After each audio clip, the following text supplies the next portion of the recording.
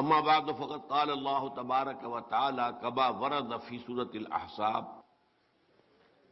اعوذ باللہ من الشیطان الرجیم بسم اللہ الرحمن الرحیم ما كان محمد ابا احد من رجالکم ولكن رسول اللہ وخاتم النبیین وكان اللہ بكل شیء علیما وقال عز وجل كما ورد في سورة التوبة وسورة الفتح وسورة الصف هو الذي أرسل رسوله بالهدى ودين الحق ليظهره على الدين كله وقال عز وجل كما ورد في سورة السبا وما أرسلناك إلا كافة للناس بشيرا ونذيرا وقال عز وجل كما ورد في سورة الأنبياء وما أرسلناك إلا رحمة للعالمين وقال جل وعلا كما ورد في سورة الأعراف قل يا أيها الناس إني رسول الله إليكم جميعا صدق الله العظيم رب اشرح لي صدري ويسر لي أمري واحلل عقدة من لساني يفقهوا قولي اللهم ربنا ألهمنا رشدنا واعذنا من شرور أنفسنا اللهم أرنا الحق حقا وارزقنا اتباعه وأرنا الباطل باطلا وارزقنا اجتنابه اللهم صل على عبدك ونبيك ورسولك وحبيبك وخليلك محمد وبارك وسلم وسلم وبارك على جميع الأنبياء والمرسلين وعلى ملائكتك المقربين وعلى عبادك الصالحين وعلينا معهم يا ارحم الراحمين آمین یا رب العالمین۔ معزز حاضرین اور محترم خواتین، السلام علیکم ورحمۃ اللہ وبرکاتہ۔ آج جس موضوع پر میں گفتگو کرنے جا رہا ہوں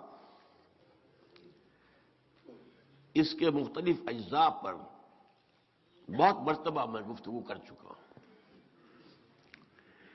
آج میری کوشش یہ ہوگی کہ ان جملہ اجزاء کو سمو کر ایک وحدت کی شکل میں ایک مکمل مضمون صغرا کبرا سمیت اور نتائج و عواقب سمیت آپ کے سامنے آئے، اور دوسری کوشش یہ ہوگی کہ میں اپنی عادت کے برعکس کوشش کروں کہ کوئی رنگ خطابت پیدا نہ ہو، بلکہ دھیمے انداز میں دو اور دو چار کی طرح سے بات کر کے آپ کے سامنے کچھ باتیں رکھوں تاکہ وہ ذہن نشین بھی ہو اور آپ بھی انہیں گنتی کے طور پر پھر یاد کر سکیں۔ چنانچہ میں نے ایک سینوپسس سا تیار بھی کیا ہے آج اس کی گفتگو کے لیے، اگرچہ میں نہیں کہہ سکتا، ہو سکتا ہے بعد میں میری عادت عود کر آئے، عادت کے معنی عود کرنے والی شے کے ہیں، ایک ہی مادہ ہے۔ بہرحال آپ دعا کریں کہ جو میں نے دو فیصلے کیے ہیں اللہ تعالیٰ مجھے ان کو پورا کرنے کی توفیق عطا فرمائے۔ دیکھیے، نبی اکرم صلی اللہ علیہ وسلم پر نبوت کا خاتمہ اور اختتام یہ ہمارے ایمان کا جزو لا ینفک ہے،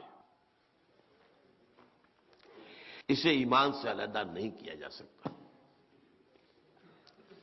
امت مسلمہ کی تاسیس کی بنیاد ہے۔ لیکن اس ختم نبوت کے دو پہلو ہیں۔ ایک پہلو وہ ہے جس سے ایک بہت بڑا قانونی، فقہی، شرعی حکم ملتا ہے، فیصلہ ملتا ہے، وہ بہت اہم ہے، بہت اہم ہے، بہت اہم ہے۔ اسی لیے اس پر علماء دین نے، ہمارے اسلاف نے رحمہم اللہ بڑی کوشش صرف کی ہے، محنت صرف کی ہے، بڑی جد و جہد کے ساتھ اس نقطے کو انہوں نے خوب واضح کیا۔ دوسرا پہلو جو ہے وہ زیادہ تر کہا جا سکتا ہے علمی پہلو ہے، اور اس سے کوئی فقہی حکم مستنبط نہیں ہوتا، البتہ نبی اکرم صلی اللہ علیہ وسلم کا جو مقام اور مرتبہ ہے انبیاء اور رسل میں، اس کی اصل اساس واضح ہوتی ہے۔ آپ کی فضیلت کی بنیاد کیا ہے یہ معلوم ہوتا ہے۔ تو اس اعتبار سے تو اہم تر بات ہو گئی، لیکن چونکہ یہ ایک علمی بات ہے، اس میں کوئی فقہی پہلو نہیں ہے، لہذا اس پر توجہ کم ہوئی ہے۔ اب آئیے وہ دو پہلو کیا ہیں؟ لفظ ختم کے اندر ہی وہ دو پہلو موجود ہیں۔ اردو میں بھی عربی میں بھی یہ لفظ دو معنی میں مستعمل ہوتا ہے۔ ایک یہ کہ کوئی شے پہلے تھی اب نہیں ہے، ختم ہو گئی، آٹا ختم ہو گیا، پیسے ختم ہو گئے، ایک چیز تھی اب نہیں ہے، اختتام یا خاتمہ ہو گیا۔ اور دوسرا پہلو یہ ہے کہ کوئی شے تدریجاً ترقی کر کے مکمل کر دی گئی ہے۔ اس کو طالب علم کہتا ہے، اسکول کا لڑکا، میں نے اپنا کام پورا کر لیا، میں نے اپنا کام ختم کر لیا۔ آرمی میں ہوتا ہے، کسی گروپ کو کوئی خاص اسائنمنٹ دیا جائے، تو اگر کامیابی ہو جائے وہیں سے فون پر وہ اپنے کمانڈر سے کہتا ہے مشن اکمپلشڈ، جو ہمارے ذمے فریضہ عائد کیا گیا تھا وہ ہم نے پورا کر دیا، ختم کر دیا۔ یہاں ختم سے مراد کیا ہے؟ تکمیل، کسی شے کا تدریجاً ترقی کرتے ہوئے اپنے نقطہ عروج کو پہنچ جانا، کلائمیکس کو پہنچ جانا، کامل ہو جانا۔ اب دیکھیے پہلا پہلو ہے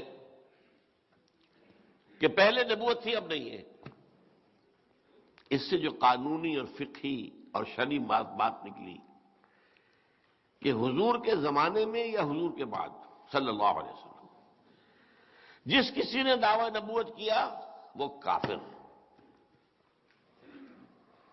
چاہے وہ بڑا موحد ہو، نمازی ہو، روزے دار ہو، تقوی کا ڈھونگ رچائے ہوئے ہو، عالم ہو، فلسفی ہو، کیسے باشد، جس نے دعوی نبوت کیا وہ کافر، ملت اسلام سے خارج، اور جس نے اس کی تصدیق کی مصدق وہ بھی گیا کافر، مرتد، واجب القتل۔ اگر اسلامی ریاست ہو اور پہلے وہ مسلمان تھے، یہ اور بات ہے، پہلے کوئی یہودی تھا اب عیسائی ہو گیا ہمیں اس سے کوئی غرض نہیں، کوئی ہندو تھا اب عیسائی ہو گیا ہمیں کوئی غرض نہیں، پہلے مسلمان تھا اور اب وہ غیر مسلم ہو گیا، وہ مرتد ہے، واجب القتل ہے۔ تو یہ چونکہ معاملہ جیسا کہ میں نے آپ کو بتایا بہت اہم ہے، اس پہلو پر علماء نے بہت توجہ صرف کی ہے۔ البتہ اس کے بارے میں ایک بات جان لیجئے کہ قرآن مجید میں جو اس کی دلیل ہے، اکثر و بیشتر علماء صرف ایک آیت دلیل پیش کرتے ہیں، میں آج اس کی ساتھ ایک دوسری دلیل بھی آپ کے سامنے لاؤں گا۔ آپ نے ختم نبوت کے موضوع پر خطبے سنے ہو، تقریریں سنی ہو، جمعوں میں خطاب سنے ہو، آیت وہ ایک ہی ہے، ما کان محمد نبا احد من رجالکم ولکن رسول اللہ وخاتم النبیین۔ محمد صلی اللہ علیہ وسلم ہے مسلمانوں تم میں سے کسی مرد کے باپ نہیں ہے، بیٹیوں کے تو باپ ہیں، لڑکیوں کے تو باپ ہیں، آپ مرد کے باپ نہیں، بلکہ وہ اللہ کے رسول ہیں اور نبوت کو ختم کر دینے والے ہیں۔ اب یہ اس کی تشریح ہے کہ اس کا ختم نبوت سے کیا تعلق ہے۔ کہ عرب میں ایک روایت تھی، ایک تو منہ بولا بیٹا بنا لینا، یہ روایت تھی، پھر اگر اس منہ بولے بیٹے کا انتقال ہو جائے یا وہ اپنی کسی بیوی کو طلاق دے دے تو اس کی بیوی حرام رہے گی اس باپ کے اوپر، منہ بولے باپ پر، وہ اس سے نکاح نہیں کر سکتا۔ قرآن ان دونوں قانونوں کو توڑنا چاہتا تھا، ایک تو یہ کہ منہ بولا باپ میں کوئی ہے ہی نہیں، ختم معاملہ۔ یہاں تک کہ زید ابن حارثہ کو جنہیں حضور نے اپنا منہ بولا بیٹا بنا لیا تھا اور لوگ زید ابن محمد کہنے لگے تھے، ان آیات کے بعد اس کو دوبارہ زید ابن حارثہ بن گئے ہو۔ نمبر دو یہ کہ حضرت زید سے حضور نے اپنی ایک پھوپھی زاد بہن کی شادی کرائی، حضرت زینب بنت جحش، وہ خود بھی پسند نہیں کرتی تھی اس لیے کہ حضرت زید جو غلام رہ چکے تھے، اور یہ عرب میں کم تر درجے کا آدمی رہتا ہے جو کبھی غلام رہا ہو، چاہے پھر وہ آزاد ہو گیا ہو، لیکن وہ بالکل آزادوں کے برابر نہیں ہوتا۔ اور یہ ظاہر بات ہے بنی ہاشم کی خاتون تو یہ سمجھتی تھی میرا کفو نہیں ہے، حضور نے کہہ سن کر شادی کر دی، لیکن اس کے بعد یہی ہوا کہ حضرت زینب جو ہے جو ادب یا جو عزت کرنی چاہیے تھی اپنے شوہر کی وہ نہیں کر پائی۔ ظاہر بات ہے کہ وہ طبیعت کے اندر سے وہ بات تو نہیں نکلتی نا۔ تو حضرت زید نے مجبور ہو کر کہا کہ میں تمہیں طلاق دیتا ہوں، طلاق دے دوں گا۔ اس کی خبر پہنچی حضور تک، حضور نے بھی روکا، زید مت کرو ایسا، پہلے تو میں نے ان پر زور دے کر تو تم سے شادی کرائی، اب تم طلاق دے کر اور اسے زخم لگانا چاہتے ہو، ہم سکھانے کا زوجک رو کے رکھو۔ لیکن ظاہر بات ہے کہ میاں بیوی کے معاملات ایسے ہوتے ہیں کہ جو کسی اور کی سمجھ میں آنے والے نہیں ہوتے۔ وہ جو ہم کہتے ہیں نا جوتا جس کو کاٹتا ہے وہی جانتا ہے۔ دیکھنے والا کہے گا بڑا اچھا جوتا ہے، فلیکس کا ہے، فلاں کا ہے، بہت اعلیٰ جوتا ہے، بھائی مجھے کاٹ رہا ہے۔ انہوں نے طلاق دے دی۔ اب حضور نے یہ گمان کیا کہ زینب کے اوپر پہلی میں نے زیادتی یہ کی تھی، دوسری زیادتی یہ ہو گئی کہ زید بن حارثہ نے طلاق دے دی، تو اب اس کی تلافی اسی طرح ممکن ہے کہ میں خود ان سے نکاح کروں۔ لیکن وہ عرب کا رواج آڑے تھا، منہ بولے بیٹے کی مطلقہ، اور یہ رواج ختم نہ ہو سکتا اگر حضور ہی یہ کام نہ کرتے۔ اور چونکہ آپ خاتم النبیین ہیں، آپ کے بعد کوئی اور نبی تو آنے والا نہیں، اگر آپ کے ذریعے سے یہ رواج ختم نہ ہوا تو آئندہ کبھی نہیں ہو سکے گا۔ یہ ہے ربط اس آیت کا، ما کان محمد ابا احد من رجالکم ولکن رسول اللہ وخاتم النبیین۔ اس میں ایک اور آیت کا حوالہ دیتا ہوں، البتہ اس آیت کے بارے میں دو باتیں میں عرض کروں گا آپ سے۔ اس میں ایک لفظ جو آیا ہے خاتم، اس کی دونوں قرأتیں ہمارے ہاں مصدقہ ہیں، خاتم بھی خاتم بھی۔ اس آیت میں نے پڑھا خاتم النبیین، لیکن قرأت آپ کو معلوم ہے 7 قرأت 10 قرأتوں میں خاتم بھی ہے، اور خاتم کے معنی مہر کے ہیں، اور مہر کے بھی 2 کام ہیں۔ ایک مہر تصدیق ہوتی ہے، کسی چیز کے اوپر آخری جو اتھارٹی تھی اس کی مہر لگ گئی، ٹھیک ہے بھائی، تصدیق۔ ایک یہ اس کا معنی ہوتا ہے کسی شے کو ختم کر کے مہر لگا دینا۔ ایک خط ہے، شاہی فرمان تھا، سیکریٹلی کہیں جانا تھا، وہاں اس خط کے لفافے کے اوپر مہر لگ جاتی تھی تاکہ کوئی ایلچی درمیان میں اس خط کو پڑھ نہ دے۔ خط کو پڑھنے کا کوئی راستہ اس کے سوا ممکن نہیں کہ مہر توڑے، تبھی تو اندر سے نکلے گی۔ لہذا یہ معاملہ وہ ہے جس کی بنا پر قادیانیوں نے ہمارے ہاں اور ان کے جو مبلغین ہیں، چونکہ ان کی بڑی ٹریننگ ہوتی ہے، بہت سکھا پڑھا کر انہیں میدان میں ڈالا جاتا ہے، ایسے ہی نہیں۔ تو ہمارے ہاں اچھے اچھے لوگوں کو وہ ان بحثوں میں الجھا کر اور اس معاملے کو ان کے لیے قابل قبول بنا دیتے ہیں۔ نبیوں کی مہر ہے، بس جو بھی نبی آئے گا آپ کی مہر سے آئے گا، یہ مطلب ہے اس حوالے سے۔ لیکن میں ایک دوسری آیت آپ کے سامنے پیش کر رہا ہوں، عام طور پر یہ پیش نہیں ہوتی، کم سے کم میرے علم میں نہیں ہے۔ یہ سورہ آل عمران کی آیت نمبر 81 ہے۔ وَإِذْ أَخَذَ اللَّهُ مِيثَاقَ النَّبِيِّينَ لَمَا آتَيْتُكُم مِّن كِتَابٍ وَحِكْمَةٍ ثُمَّ جَاءَكُمْ رَسُولٌ مُّصَدِّقٌ لِّمَا مَعَكُمْ لَتُؤْمِنُنَّ بِهِ وَلَتَنصُرُنَّهُ۔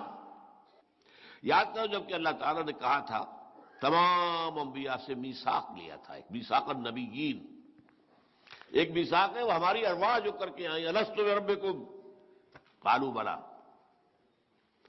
اب ان میں سے جن جن کو نبی بننا تھا ان کی ارواح بھی تو تھی نا، ان سے ایک علیحدہ میثاق لیا گیا، کیونکہ یہ سلسلہ نبوت چلنا ہے۔ آدم پہلے نبی ہوں گے اور پھر بے شمار نبی آئیں گے، تو یہ عہد لے لیا کہ دیکھو جب تم میں سے کسی کے پاس میری ہدایت آ جائے، دین آ جائے، پھر ان کے تمہارے بعد کوئی اور نبی آئے، کوئی اور رسول آئے، تو تم یہ اپنی قوم کو آگاہ کر کے جانا، اس سے عہد لے کر جانا کہ ان کی مدد کریں گے، اس پر ایمان لائیں گے، اس کا ساتھ دیں گے۔ یہ نہیں کہ بس ایک لکیر کے فقیر ہو گئے، ہم نے تو ایک کو مانا ہوا ہے، اب جب نہیں مانیں گے۔ یہ عہد ہے میثاق انبیاء۔ یہی وجہ دیکھیے حضرت عیسیٰ نے کس قدر واضح الفاظ میں حضور کی خبر دی۔ آپ نے فرمایا بالکل اپنے آخری ایام میں اپنے صحابہ سے، جنہیں ہم حواری کہتے ہیں، مجھے ابھی تم سے اور بھی بہت سی باتیں کہنی تھی، لیکن ابھی تم ان کا تحمل نہیں کر سکو گے، لیکن جب میرے بعد وہ فارقلیت آئے گا، پیریکلائٹوس، کئی معنی انہوں نے بدلے ہیں اس لفظ کو۔ یہ لفظ جو ہے عیسائیوں کے اور ان کے علماء کی حلق سے اترتا نہیں ہے۔ اصل معنی اس کے ہے وہ جس کی بہت تعریف کی جائے، محمد صلی اللہ علیہ وسلم۔ لیکن یہ محبت کہیں ہمارے حلق سے نیچے نہ اتر جائے تو انہوں نے بات پھیرا ہے اسے کافی، لیکن یہ کہ اس کے علاوہ کوئی اور بات سمجھ میں آ ہی نہیں سکتی کہ اس پیشن گوئی کا مصداق کون ہو سکتا ہے صلی اللہ علیہ وسلم۔ اب ہم دیکھتے ہیں کہ حضور نے تو خبر نہیں دی، یہ منفی دلیل ہو گئی۔ اگر آپ کے پاس نبی آنا ہوتا تو آپ ہمیں بتا کر جاتے، بلکہ آپ صحابہ سے عہد لیتے، تو ایسی کوئی دلیل موجود نہیں۔ اس کے برعکس اجماع ہے پوری امت کا،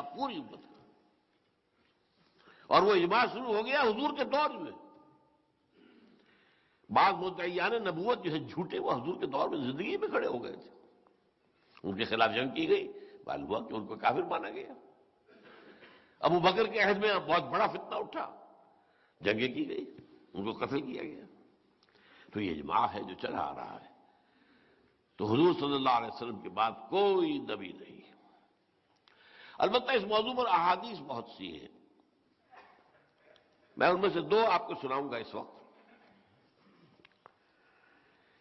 ایک ہے ترمذی کی روایت ہے، یہ حضرت ثوبان سے رضی اللہ تعالی عنہ، انہ سیکون فی امتی ثلاثون کذابون دجالون کلہم یزعم انہ نبی وانا خاتم النبیین لا نبی بعدی۔ میری امت میں سے، اور بیشتر اور اٹھے ہوں گے دنیا میں، کہاں کہاں کتنے کتنے اٹھے ہوں اللہ جانے۔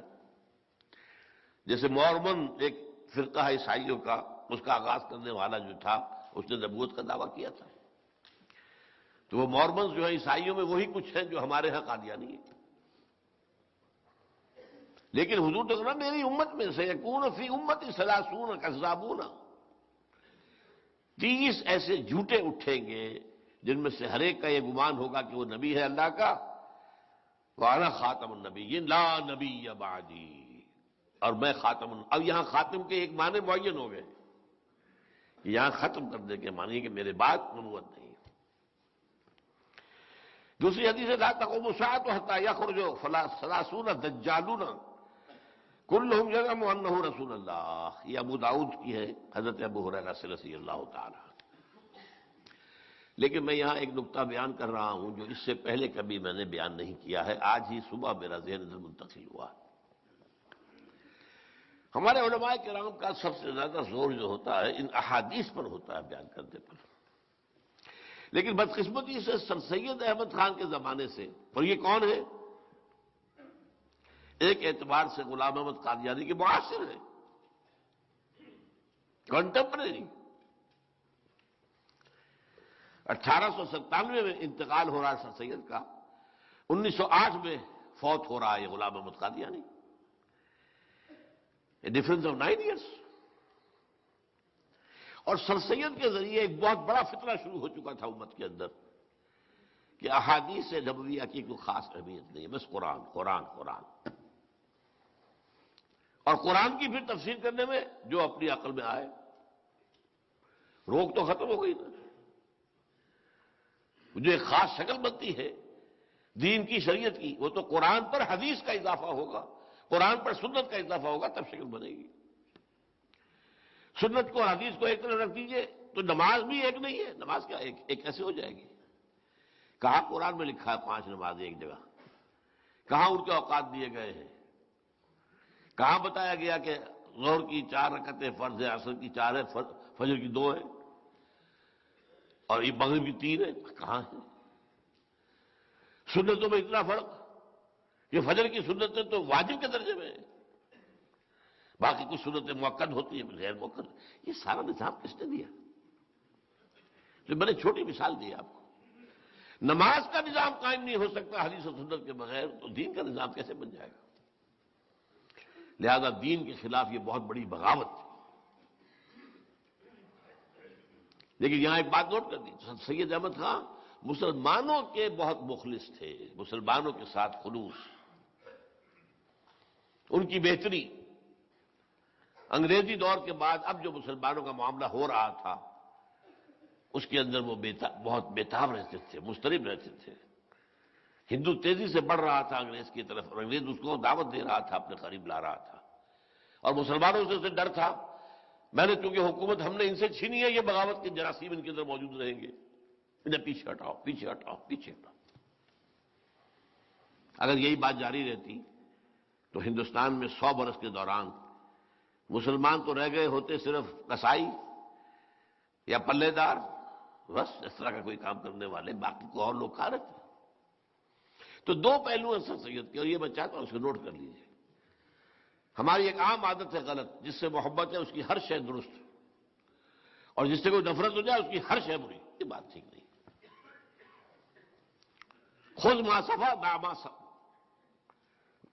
غدر، جو ٹھیک ہے صاف ہے اختیار کر دو. کوئی آدمی بھی مکمل صحیح نہیں، کوئی آدمی بھی مکمل غلط نہیں. مکمل صحیح صرف اللہ کے رسول، اور مکمل غلط وہ جو ہے عزازیل نامی شیطان لعین. لہذا ہمیشہ بڑوں کے بارے میں عقیدت کی وجہ سے ان کی غلط بات سے بھی نگاہ نہ بند کر دی جائے. میرا یہ معاملہ علامہ اقبال صاحب کے ساتھ بھی ہے، میں جس قدر میرے اندر ہے میرے دل میں آپ جانتے ہیں.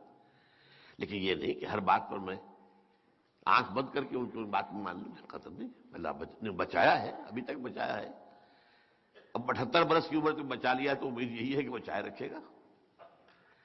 کوئی غلو عقیدت نہیں. مولانا مودودی نے اختلاف ہوا، اختلاف بیان کیا، لیکن یہ کہ خام خواہ کوئی اور بھی الزامات تراش دوں ان کے اوپر کچھ اور کروں. جیسے کہ ہمارے ہاں عام طور پر مولویوں کا طریقہ یہ ہے کہ جس سے کوئی دوری ہو گئی پھر جو اینٹ روڑا پتھر ہاتھ میں آیا دے مارا، یہ دیکھے بغیر کہ یہ میں صحیح کر رہا ہوں یا نہیں کر رہا ہوں وغیرہ. تو خیر اس سے بچنا چاہیے. اور یہ میں نے آج سر سید احمد خان کے بارے میں آپ سے کہا، ہندوستان میں انکار حدیث، استخفاف سنت کے فتنے کی اصل جڑ سر سید احمد خان ہے. کوئی اور شخص اس قابل تھا ہی نہیں کہ وہ اس فتنے کو شروع کر سکتا. اس کی ایک بڑا اونچا مقام، وہ بہت بڑا عالم تھا. علماء دیوبند کی جو چوٹی کے لوگ ہیں ان کا ہم سبق. بہرحال اب نتیجہ کیا نکلا کہ اب ان احادیث کی طرف بعد میں آپ کو پتا ہے کہ سر سید کا اسکول، پھر سر سید کا کالج، پھر مسلم یونیورسٹی علی گڑھ، اسی سے جو تعلیم حاصل کر کے نکلے وہی مسلم لیگ کے اندر زیادہ کارکن تھے، لیڈر تھے، وہی سول سروسز میں تھے، وہی پاکستان بنا ہے تو یہاں حاکم ہو گئے. لہذا یہ فتنہ ہمارے معاشرے میں بہت گہری جڑیں رکھتا ہے. یہ تو جو بعد میں نتائج نکلے وہ تو اور ہیں، لیکن اس سے پہلے جو نتیجہ نکلا وہ یہ ہے کہ جب غلام احمد قادیانی نے احادیث نبویہ کی نفی کرنی شروع کی تو اس پر کوئی خاص جو ہے عام مسلمان، پڑھے لکھے مسلمان، جدید تاریخ یافتہ مسلمانوں کے اندر اس کا کوئی رد عمل پیدا نہیں ہوا. اور تیسری بات یہ ہوئی کہ انبیاء کرام میں جو مقام حضور کا تھا صلی اللہ علیہ وسلم، جو مرتبہ تھا آپ کا، جس کی وجہ سے آپ سید الانبیاء والمرسلین ہیں، اس کا جو عقلی پہلو تھا وہ علماء نے بیان نہیں کیا. یہ کمی رہ گئی. حالانکہ جو ہے کسی شے کا مقابلہ اس میدان میں جا کر کرنا ہوتا ہے. وہ قرآن مجید کی آیت کے بارے میں اس نے پیدا کر دیا ایک ختم کے لفظ سے، خاتم، خاتم، مہر، انگوٹھی، یہ وہ، جو ایک بے یقینی کی کیفیت پیدا کر دی. اب اس کا جواب بھی قرآن کی وجہ سے آنا چاہیے تھا. اللہ تعالیٰ جو بات میں کہہ رہا ہوں اللہ کرے کہ یہ علماء کرام تک پہنچے بڑے پیمانے تک، اور اس پر توجہ کریں تاکہ یہ دلیل جو ہے سامنے آئے تو حضور کا جو مقام مرتبہ ہے وہ صحیح طور پر متعین ہوتا ہے. وہ نقطہ کیا ہے کہ نبی اکرم صلی اللہ علیہ وسلم پر نبوت اور رسالت کا اتمام اور اکمال بھی ہوا ہے، صرف اختتام ہی نہیں ہوا ہے۔ ایسے نہیں ہے کہ ایک شے چلی آ رہی تھی، ایک جگہ آ کے ختم ہو گئی، ہموار طریقے پر چلی آ رہی تھی، ایک جگہ آئی ختم ہو گئی۔ ایک یہ کہ ایک شے تدریجاً ترقی کرتے ہوئے اپنے نقطۂ عروج کو پہنچی، کلائمیکس کو پہنچی، پھر ختم ہوئی۔ زمین و آسمان کا فرق ہوگا کہ نہیں؟ چنانچہ یہی بات میں آپ کو بتاؤں، غلام احمد قادیانی نے بڑی ہوشیاری کے ساتھ جو بات کہی، نبوت اور وحی یہ تو رحمت ہے، رحمت کیسے بند ہو سکتی ہے؟ اللہ کی رحمت بند ہو سکتی ہے؟ اب عام آدمی جس نے دین کو پڑھا نہ ہو، عربی زبان سے واقفیت نہ رکھتا ہو، یہ باتیں چھوٹی چھوٹی کس قدر اس کے لیے اپیلنگ ہے۔ اور مسئلے اٹھائے اس بدماش نے، دیکھو یہ حدیث کیا کہتی ہے، حضرت عیسیٰ وہ تو زندہ آسمان پر اٹھا دیے گئے، اور ہمارے رسول، ہمارے محبوب وہ مر کر دفن ہو گئے زمین کے نیچے، یہ کیسے ہو سکتا؟ عام آدمی، جاہل آدمی آج بھی اس کے سامنے پہلے کوئی بات نہ آئی ہو، یہ بات آئے گی تو ایک دم چونکے گا، بھائی بات تو ٹھیک ہے نا، حضور کا رتبہ وہ تو زیر زمین دفن ہے، اور عیسیٰ آسمان میں اٹھا لیے گئے۔ یہ چھوٹی چھوٹی چیزیں ہوتی ہیں، عوام کو گمراہ کرنے میں یہ بہت مفید ہوتی ہے۔ ایک اور غلام احمد پرویز، اس سے چھوٹے چھوٹے مسئلے اٹھائے۔ اب چونکہ اسلامی شریعت میں یہ ہے کہ کسی شخص کی زندگی میں اس کا جو بیٹا فوت ہو گیا ہو، اس کی اولاد کے لیے وراثت میں حصہ نہیں ہے، وہ ہبہ کر سکتا ہے اپنی زندگی میں اپنے یتیم پوتوں کے لیے، یتیم پوتیوں کے لیے ہبہ 1/3 کی حد تک، کیا بلکہ ہبہ تو اور بھی زیادہ کر سکتا ہے، یہ وصیت 1/3 کی کر سکتا ہے کہ اس کو دے دی، لیکن باقاعدہ قانون وراثت میں حصہ نہیں ہے، اجماع ہے اس پر۔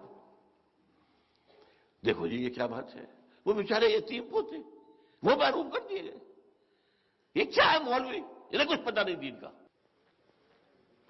ان باتوں سے، چھوٹی چھوٹی باتوں سے ناواقف لوگوں کے اندر ایک اثر پیدا کر، نتیجہ کیا نکلا؟ جب علماء کے بارے میں، اپنے اسلاف کے بارے میں آپ کی رائے گھٹیا ہو گئی، تو آپ تو ایسے جہاز کے مانند ہیں جس کا لنگر کٹ گیا۔ اگر لنگر نہیں رہا تو لہر جو آئے گی زوردار وہ ادھر لے جائے گی، یا ادھر سے آئے گی ادھر لے آئے گی۔ بے لنگر کا جہاز یہ ہمارے ہاں محاورتاً کنایتاً استعمال ہوتا ہے۔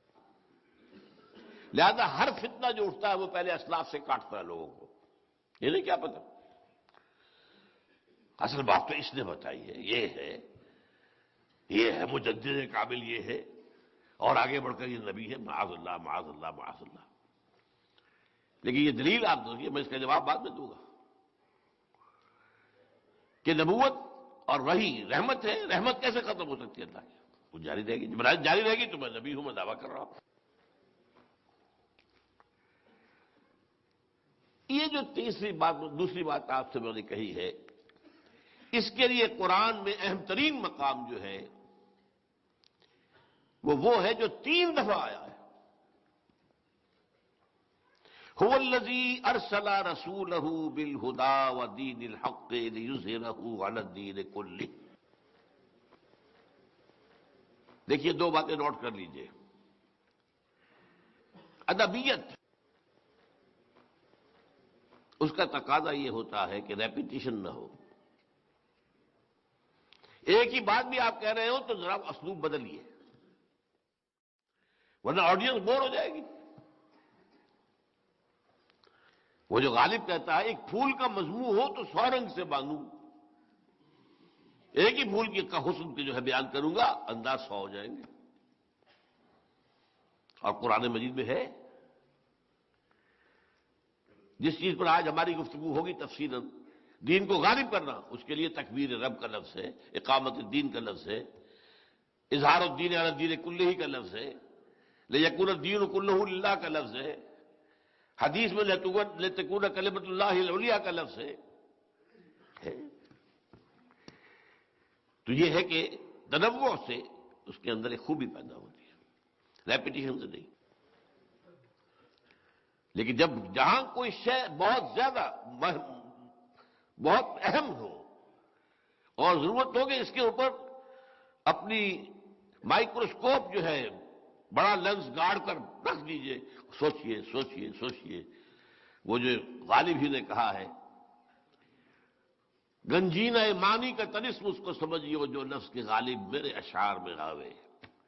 میرے شعر میں جو لفظ آ گیا ہے تو ذرا اس کو سمجھنے کے لیے مائکروسکوپ لگانا، دیکھنا، ذرا ٹیلیسکوپ سے بھی دیکھنا کبھی۔ گنجینہ مانی کا طلسم ہے وہ،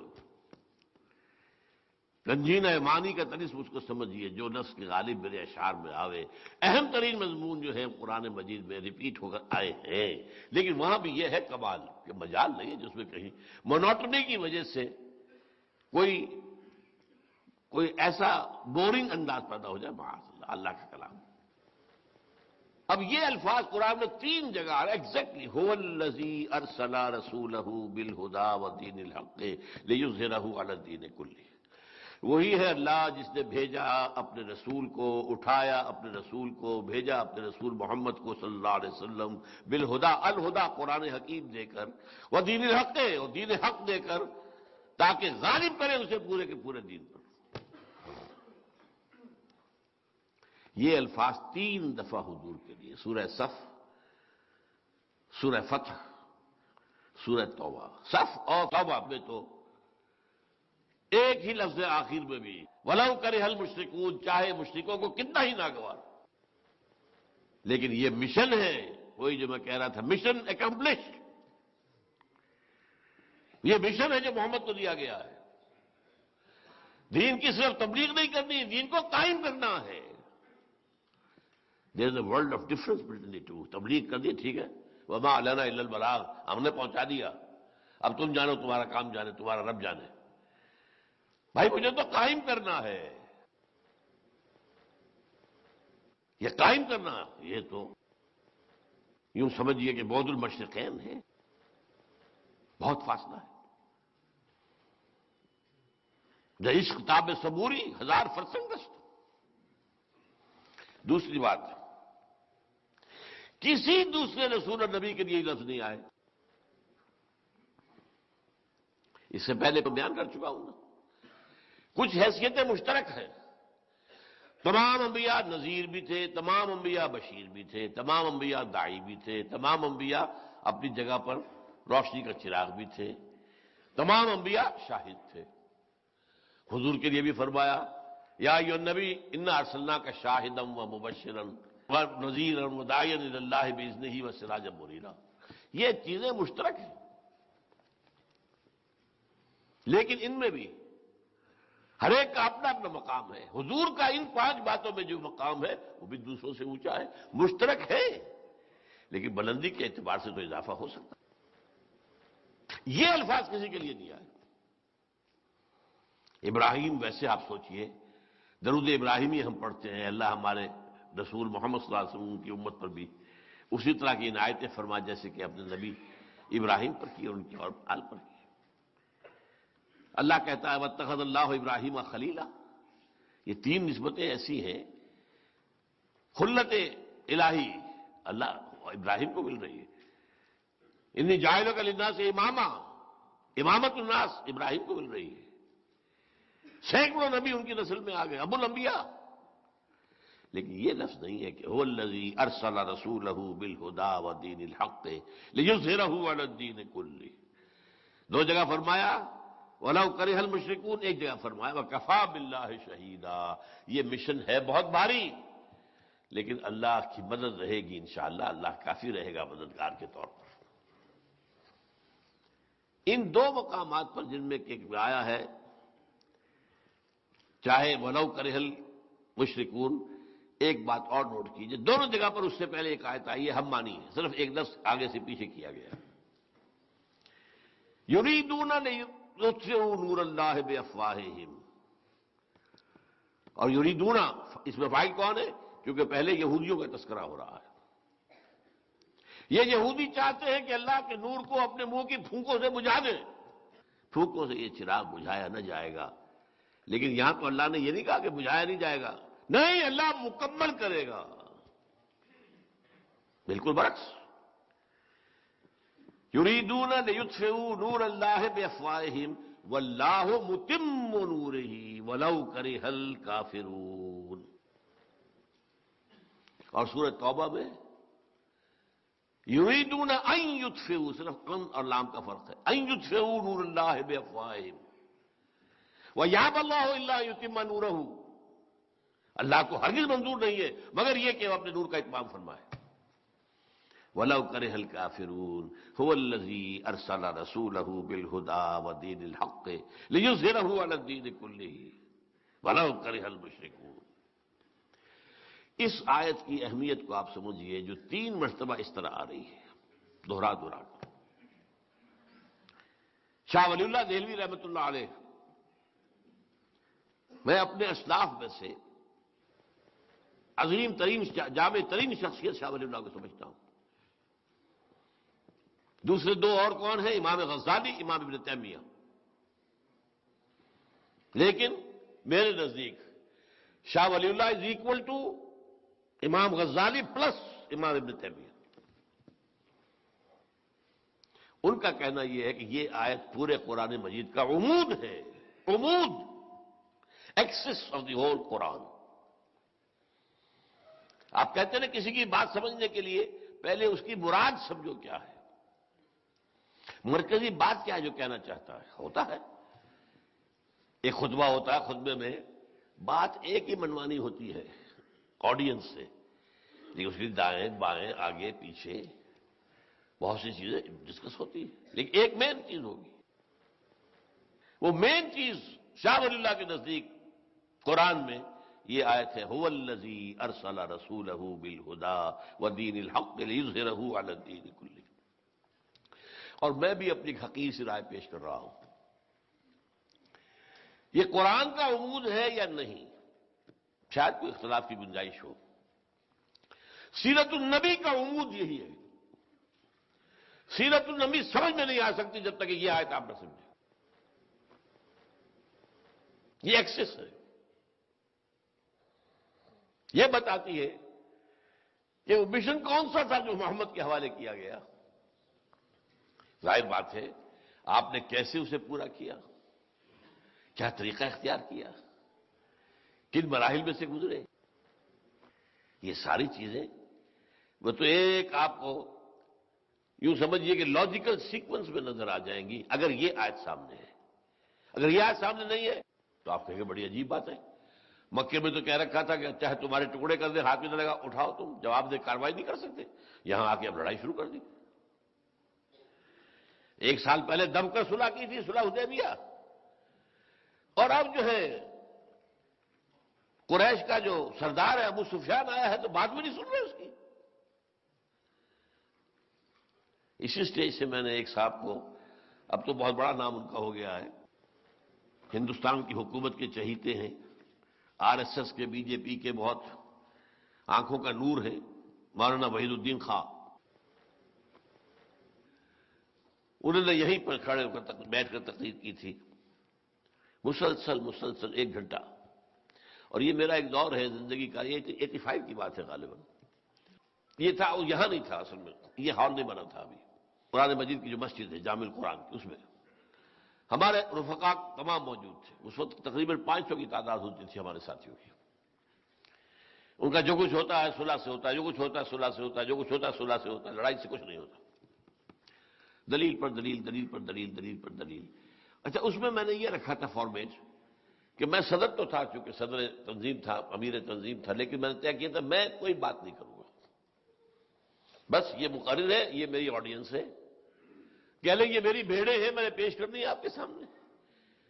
اور ان سے میں نے کیا کہا تھا، میری بات میں جو غلطی ہو ان کے سامنے بیان کر دیجیے، مجھے بھی بتا دیجیے، اگر صحیح ہو تو اس کی تائید کر دیجیے. بس اس میں انہوں نے جب یہ تقریر کی تو میں نے خاص طور پر اجازت لے کر ایک سوال میں آپ سے کر لوں گا، اجازت ہو کہ ہاں. میں نے کہا اگر جنگ اتنی ہی بری شے ہے جتنی آپ کہہ رہے ہیں، اور صلح اتنی ہی اچھی ہے جتنی آپ کہہ رہے ہیں، تو جب صلح حدیبیہ ٹوٹ گئی اور اب قریش کا سردار چل کر آیا مدینے کہ صلح تجدید کر دیجئے، حضور نے کیوں نہیں کی؟ مبہوت ہو کر ہے. جواب کیا دیا؟ انگریزی زبان میں دیا، نو کمنٹس۔ تو یہ میں آپ کو بتا رہا ہوں کہ یہ وہ تضادات ہے جو دنیا کرتی ہے۔ ٹرائن بھی نے تضاد دیا ہے۔ Muhammad failed as a prophet but succeeded as a statesman. نبی کی حیثیت سے تو محمد ناکام ہو گئے تھے۔ جو مکے کا محمد نظر آتا ہے کوئی نبیوں کی طرح کا ہے، جیسے حضرت عیسیٰ کا نقشہ ہے، آج یہاں دعوت ہے، آج یہاں تبلیغ ہے، آج یہاں کھڑے ہو کر بات کہہ رہے ہیں، یہ تھا نا آخر۔ کوئی گالی دے گیا تب بھی چپ رہے، بلکہ دعائیں دے دی۔ کوئی کہہ گیا پاگل ہو گئے، کوئی کہتا ہے جنون کا عارضہ ہو گیا ہے، کسی نے کہہ دیا شاعر ہو گئے، کسی نے کہا شاعر ہو گئے، کذاب ہیں، کہتے ہیں وہ کہیں اور سے کسی سے وہ ڈکٹیشن لے کر آتے ہیں، ہم پر دوس جماتے ہیں، مجھ پر وہی آئی، سنیں سب سن رہے، کوئی جواب نہیں، درویشی، لیکن ناکام ہو گئے۔ مدینے والا محمد تو پہلے دن سے شبہ سالار ہے، ہیڈ آف دی اسٹیٹ ہے، دیر ہی سکسیڈڈ۔ اور اسی پر کتاب لکھ دی ڈاکٹر منٹگومری واٹ نے۔ جب ضیاء الحق صاحب نے شروع کی تھی سیرت کی تقریریں اور جلسے تمام ڈپارٹمنٹس میں، پھر ہر صوبے کے مرکزی مقام پر صوبائی کانفرنس، پھر پاکستان کی مین جو ہے وہ اسلام آباد میں، تو منٹگومری واٹ کو خاص طور پر بلایا تھا۔ اس لیے اس کی دو کتابیں بڑی عجیب ہیں، محمد ایٹ مدینہ، محمد ایٹ مکہ۔ لیکن اصل میں زہر کیا تھا اس کے اندر جو ہے انہوں نے کنٹراسٹ واضح کیا، یہ کچھ اور ہے، یہ کچھ اور ہے۔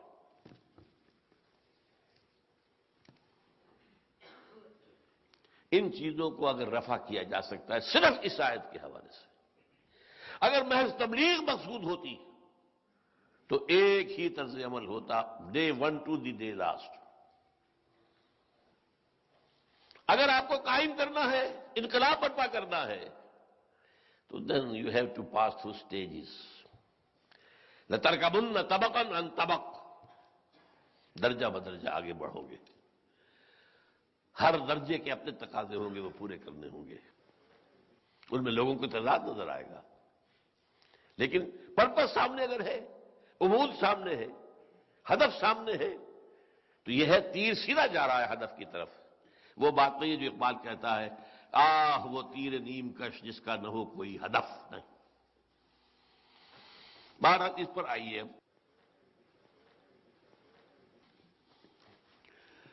گویا آپ کی ذات مبارکہ میں نبوت و رسالت کئی ہزار سالوں کے دوران میں رفتہ رفتہ اور تدریجاً ارتقاء کے مراحل طے کر کے اپنے نقطہ تکمیل یا نقطہ کامل یا نقطہ عروج کلائمیکس کو پہنچ گئے۔ اور یہ آپ کی وہ حیثیت ہے جس میں کوئی نبی شریکی نہیں ہو سکتا، آخر نبی تو ایک ہی ہوگا، آخر دو نہیں ہو سکتا، اس اعتبار سے بھی، اور کامل تو ایک ہی ہو سکتا ہے، دو تو کامل نہیں ہوں گے۔ اور آپ دیکھتے ہیں کہ حضور کے بارے میں تکمیل، اتمام، تتمیم، اکمال، یہ لفظ بہت آتا ہے۔ الیوم اکملت لکم دینکم واتممت علیکم نعمتی ورضیت لکم الاسلام دینا۔ ابھی آپ نے دیکھا واللہ متم نورہ ولو کرہ الکافرون، ویابی اللہ الا یتم نورہ ولو کرہ الکافرون۔ اور حضور کی ایک اور حدیث ہے، انما بعثت لاتمم مکارم الاخلاق، مجھے اس لیے بھیجا گیا ہے کہ اخلاق کی یہ بہترین جو بلندیاں ہیں ان کو مکمل کر دوں۔ تو اکمال اور تکمیل، اتمام اور تتمیم، یہ حضور کے ذکر کے اندر عام طور پر آنے والے الفاظ ہیں۔ اس کے ضمن میں جو حدیث ہے اب وہ میں آپ کو سنانا چاہتا ہوں۔ حدیث کے اندر بھی اس تکمیل کے لیے بھی ایک حدیث موجود ہے، اور یہ حدیث جو ہے یہ بخاری اور مسلم کی ہے، متفق علیہ، راوی ہیں حضرت ابو ہریرہ۔ عن ابی ہریرہ رضی اللہ عنہ قال قال رسول اللہ صلی اللہ علیہ وسلم مثلی و مثل الانبیاء کمثل القصر، آپ نے فرمایا میری اور سابقہ انبیاء اور رسول کی مثال ایک محل کی سی ہے، احسن بنیانہ، اس کی عمارت بڑی عمدہ، بہت خوبصورت، ریلا زیب، ریلاویز، وترک منہا موضع لبنۃ، لیکن ایک جگہ پر ایک خلا سا چھوڑ دیا گیا، کچھ اینٹوں کا جگہ خالی، فطاف بہ النزار، نزار نظر سے، دیکھنے والے سیاح آتے تھے اور اس کے گرد گھوم کے وہ دیکھتے تھے عمارت کو، فَيَتَعَجَّبُونَ مِنْ حُسْنِ بُنْيَانِهِ، اور بہت متعجب ہوتے تھے کس قدر خوبصورت عمارت ہے، کوئی عالیشان قصر بنایا ہے، الا موضع تلک اللبنہ، لیکن یہ کیا ہے یہاں پر، یہ کمی، یہ خلا، یہ کہے کے لیے؟ فَكُنْتُ أَنَا سَدَدْتُ مَوْضِعَ اللَّبَنَةِ، دیکھو پھر میں ہوں وہ جس نے آ کر اس رکھنے کو پورا کر دیا ہے۔ ختم بی البنیان، میرے ذریعے سے یہ عبارت نبوت اور رسالت کی مکمل کر دی گئی ہے، وہ ختم بہ الرسل، اور میرے ذریعے سے رسولوں کا سلسلہ ختم ہو گیا ہے۔ وَأَنَا اللَّوْنَةُ وَأَنَا خَاتِمُ النَّبِيِّينَ، میں ہوں وہ اینٹ جس کی کمی تھی، میں آ گیا اور عمارت مکمل ہو گئی۔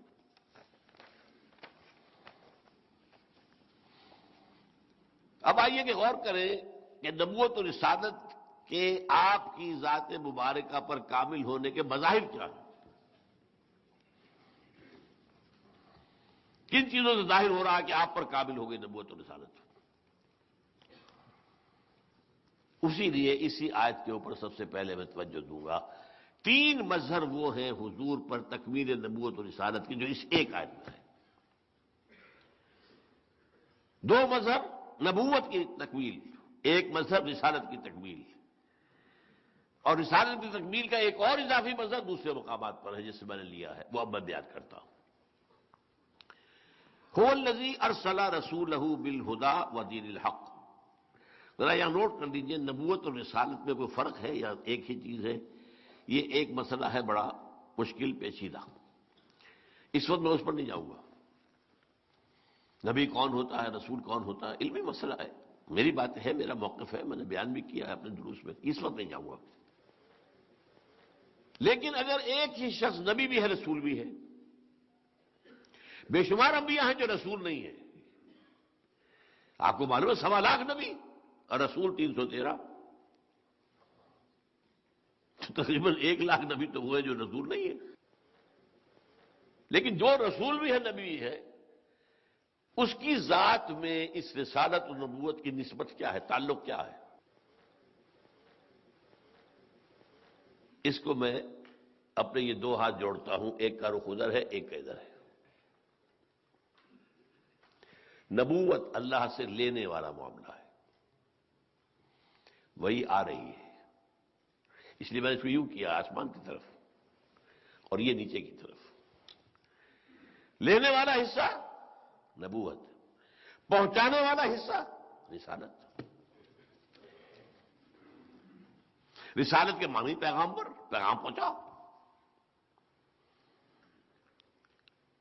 یہی بحث جو ہے تصوف میں چلتی ہے، نبوت بلندر ہے یا رسالت؟ اکثر لوگوں کا خیال یہ ہے کہ رسالت بلندر ہے، اونچا مقام ہے، رسول کل 313 ہیں، نبی تو 1 لاکھ ہے، نہیں ہے۔ اصلاً نبوت افضل ہے، کیوں؟ اس کا رخ اللہ کی طرف ہے، یہ ہے جو امام رومی کہتے ہیں، مولانا روم، نبوت کا رخ اللہ کے، یہ اینٹینا ادھر سے ہے، اور ادھر جاؤ اذهب الى فرعون انه طغى، یہ نزول کے مقام پر ہے۔ غار حرا میں وہ بلندی کے مراحل طے ہو رہے تھے، اور وہاں سے اتر کر حرا سے سوئے قوم آیا اور ایک نسخہ کیمیا ساتھ لایا۔ رسالت مرتبہ نزول میں ہے، نبوت مرتبہ عروج میں ہے۔ بہرحال یہ بھی ایک علیحدہ بحث ہے۔ اب جو حضور کو اللہ سے ملا وہ کیا ہے؟ هو الذی ارسل رسولہ بالہدی، الہدی یعنی قرآن حکیم نمبر 1، وہ دین الحق، اور دین حق، سچا دین، کامل دین، عدل و انصاف کے بلند ترین لیولز کے اوپر پورا اترنے والا دین۔ یہ 2 چیزیں ملی ہیں، ان دونوں میں ارتقائی مراحل طے ہوئے۔ دیکھیے، آخر آپ کو معلوم ہے صحف ابراہیم کا بھی قرآن میں ذکر ہے، اگرچہ ہمیں معلوم نہیں صحف ابراہیم کہاں ہے، آج ہے بھی دنیا میں کہ نہیں ہے، نہیں کہہ سکتے۔ میرا گمان سا ہے، زیادہ یقین سے میں نہیں کہتا، کہ ہندوؤں کے پاس جو اپنشد ہے وہ صحف ابراہیمی کی بگڑی ہوئی شکل ہے۔ برہما کا لفظ اصل میں ابراہیم کی بگڑی ہوئی شکل ہے۔ جیسے عیسائیوں نے حضرت عیسیٰ کو خدا کا بیٹا بنا لیا، حضرت ابراہیم کی نسل کے بعض شاخوں نے انہیں اپنا خدا بنا لیا، برہما۔ بہرحال اس سے بھی آگے چلیے تو حضرت نوح بھی تو تھے، ان پر بھی تو کوئی صحیفہ آیا ہوگا، قرآن میں ذکر ہی نہیں۔ ویسے ایک شخص کا کہنا ہے، mister Dubois, he was a French scholar researcher, 40 برس لگائے اس نے انڈیا کے اندر ہندو اسکرپچرز کے مطالعے پر۔ اس کا کہنا یہ ہے کہ ہندوؤں میں جو منو ہے، منو وہ مہانو ہے، حضرت نوح علیہ السلام کا نام بگڑا ہوا ہے، مہانو۔ مہا آتا ہے ہندی میں کسی بڑی عظیم، مہاتما، آتما تو میری بھی ہے آپ کی بھی ہے، ایک مہاتما، مہاتما گاندھی، مانو، وہ منو بن گیا ہے۔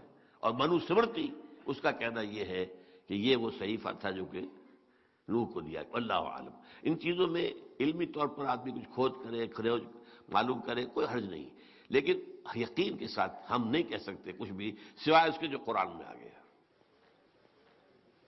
بہرحال پھر تورات، زبور، انجیل، اس کے بعد بے شمار انبیاء کے صحیفے، ان سب کے اندر ہدایت تھی یا نہیں تھا؟ اس ہدایت کی تکمیل ہوئی القرآن الہدیٰ میں۔ یوں سمجھیے کہ ایک بچہ ہے، پرائمری کا اسٹوڈنٹ ہے، آپ اسے پی ایچ ڈی کا ٹیوٹر رکھ دیجئے، کیا پڑھائے گا اسے؟ پی ایچ ڈی پڑھائے گا؟ اس کی ذہنی سطح کے مطابق نہیں پڑھائے گا نا، اس کے پاس خزانہ ہے بڑا، لیکن اس کو جو اس کو دینا ہے اس کی استعداد کو دیکھنا ہوگا نا۔ اس اعتبار سے جب ابھی انسان عہد طفولیت میں تھا، ذہنی طور پر، شعوری طور پر، فکری طور پر، تو ہدایت کی ابتدائی مرحلے، تعلیم، اور جیسے جیسے انسان آگے بڑھا، آگے بڑھا، آگے بڑھا، یہ ہدایت بھی ترقی کرتی گئی۔ ان کتابوں میں درجہ بدرجہ، قرآن خود کہتا ہے انا انزلنا التوراۃ فیہا ھدی ونور، ہم نے تورات نازل کی تھی، اس میں ہدایت بھی تھی، نور بھی تھا۔ انجیل فیہا ھدی ونور، ہم نے نازل کی انجیل، اس میں ہدایت بھی تھی، نور بھی تھا۔ ان سب میں ہدایت تھی، لیکن ابھی ہدایت کے ابتدائی مراحل تھے، تاں کہ حضرت آدم کے بعد آپ سمجھیے کم و بیش 6000 سال بعد حضور کی بعثت ہوئی۔ یہ وہ زمانہ تھا کہ اب انسان ذہنی، فکری، فلسفیانہ بحثوں، منطقی بحثوں اور میٹا فزکس، ان کے اعتبار سے بالغ ہو چکا تھا۔ چنانچہ ایک عجیب بات ہے، یہ دلچسپی جنہیں ہے ان معاملات سے وہ تو قدر کریں گے، ہیومن ہسٹری کے 1200 سال ایسے ہیں جس میں تمام مذاہب پیدا ہوئے، تمام فلسفے پیدا ہوئے، from 600 B C to 600 A D, 600 برس حضرت مسیح سے پہلے اور 600 برس حضرت مسیح کے بعد جتنے فلسفے، بدھزم بھی اسی میں آ گیا، جینزم بھی اسی میں آ گیا، کنفیوشنزم اس میں آ گیا، تاؤزم اس میں آ گیا، یہ سقراط اور بقراط اور یہ سب کے سب اس میں آ گئے، یہ مانی یہ سب بھی آ گئے، یہ سب کا سب ہو گیا، تمام فلسفے، تمام مذہب پیدا ہو گئے۔ گویا کہ انسان کی انٹینس ایکٹیویٹی ہو چکی تھی to know the reality as a whole. ایک تو قدم بقدم ہم چل رہے تھے نا، وہ تھا ہمارا فزیکل نالج، قدم بقدم، قدم بقدم، قدم بقدم۔ ایک ہے ٹو نو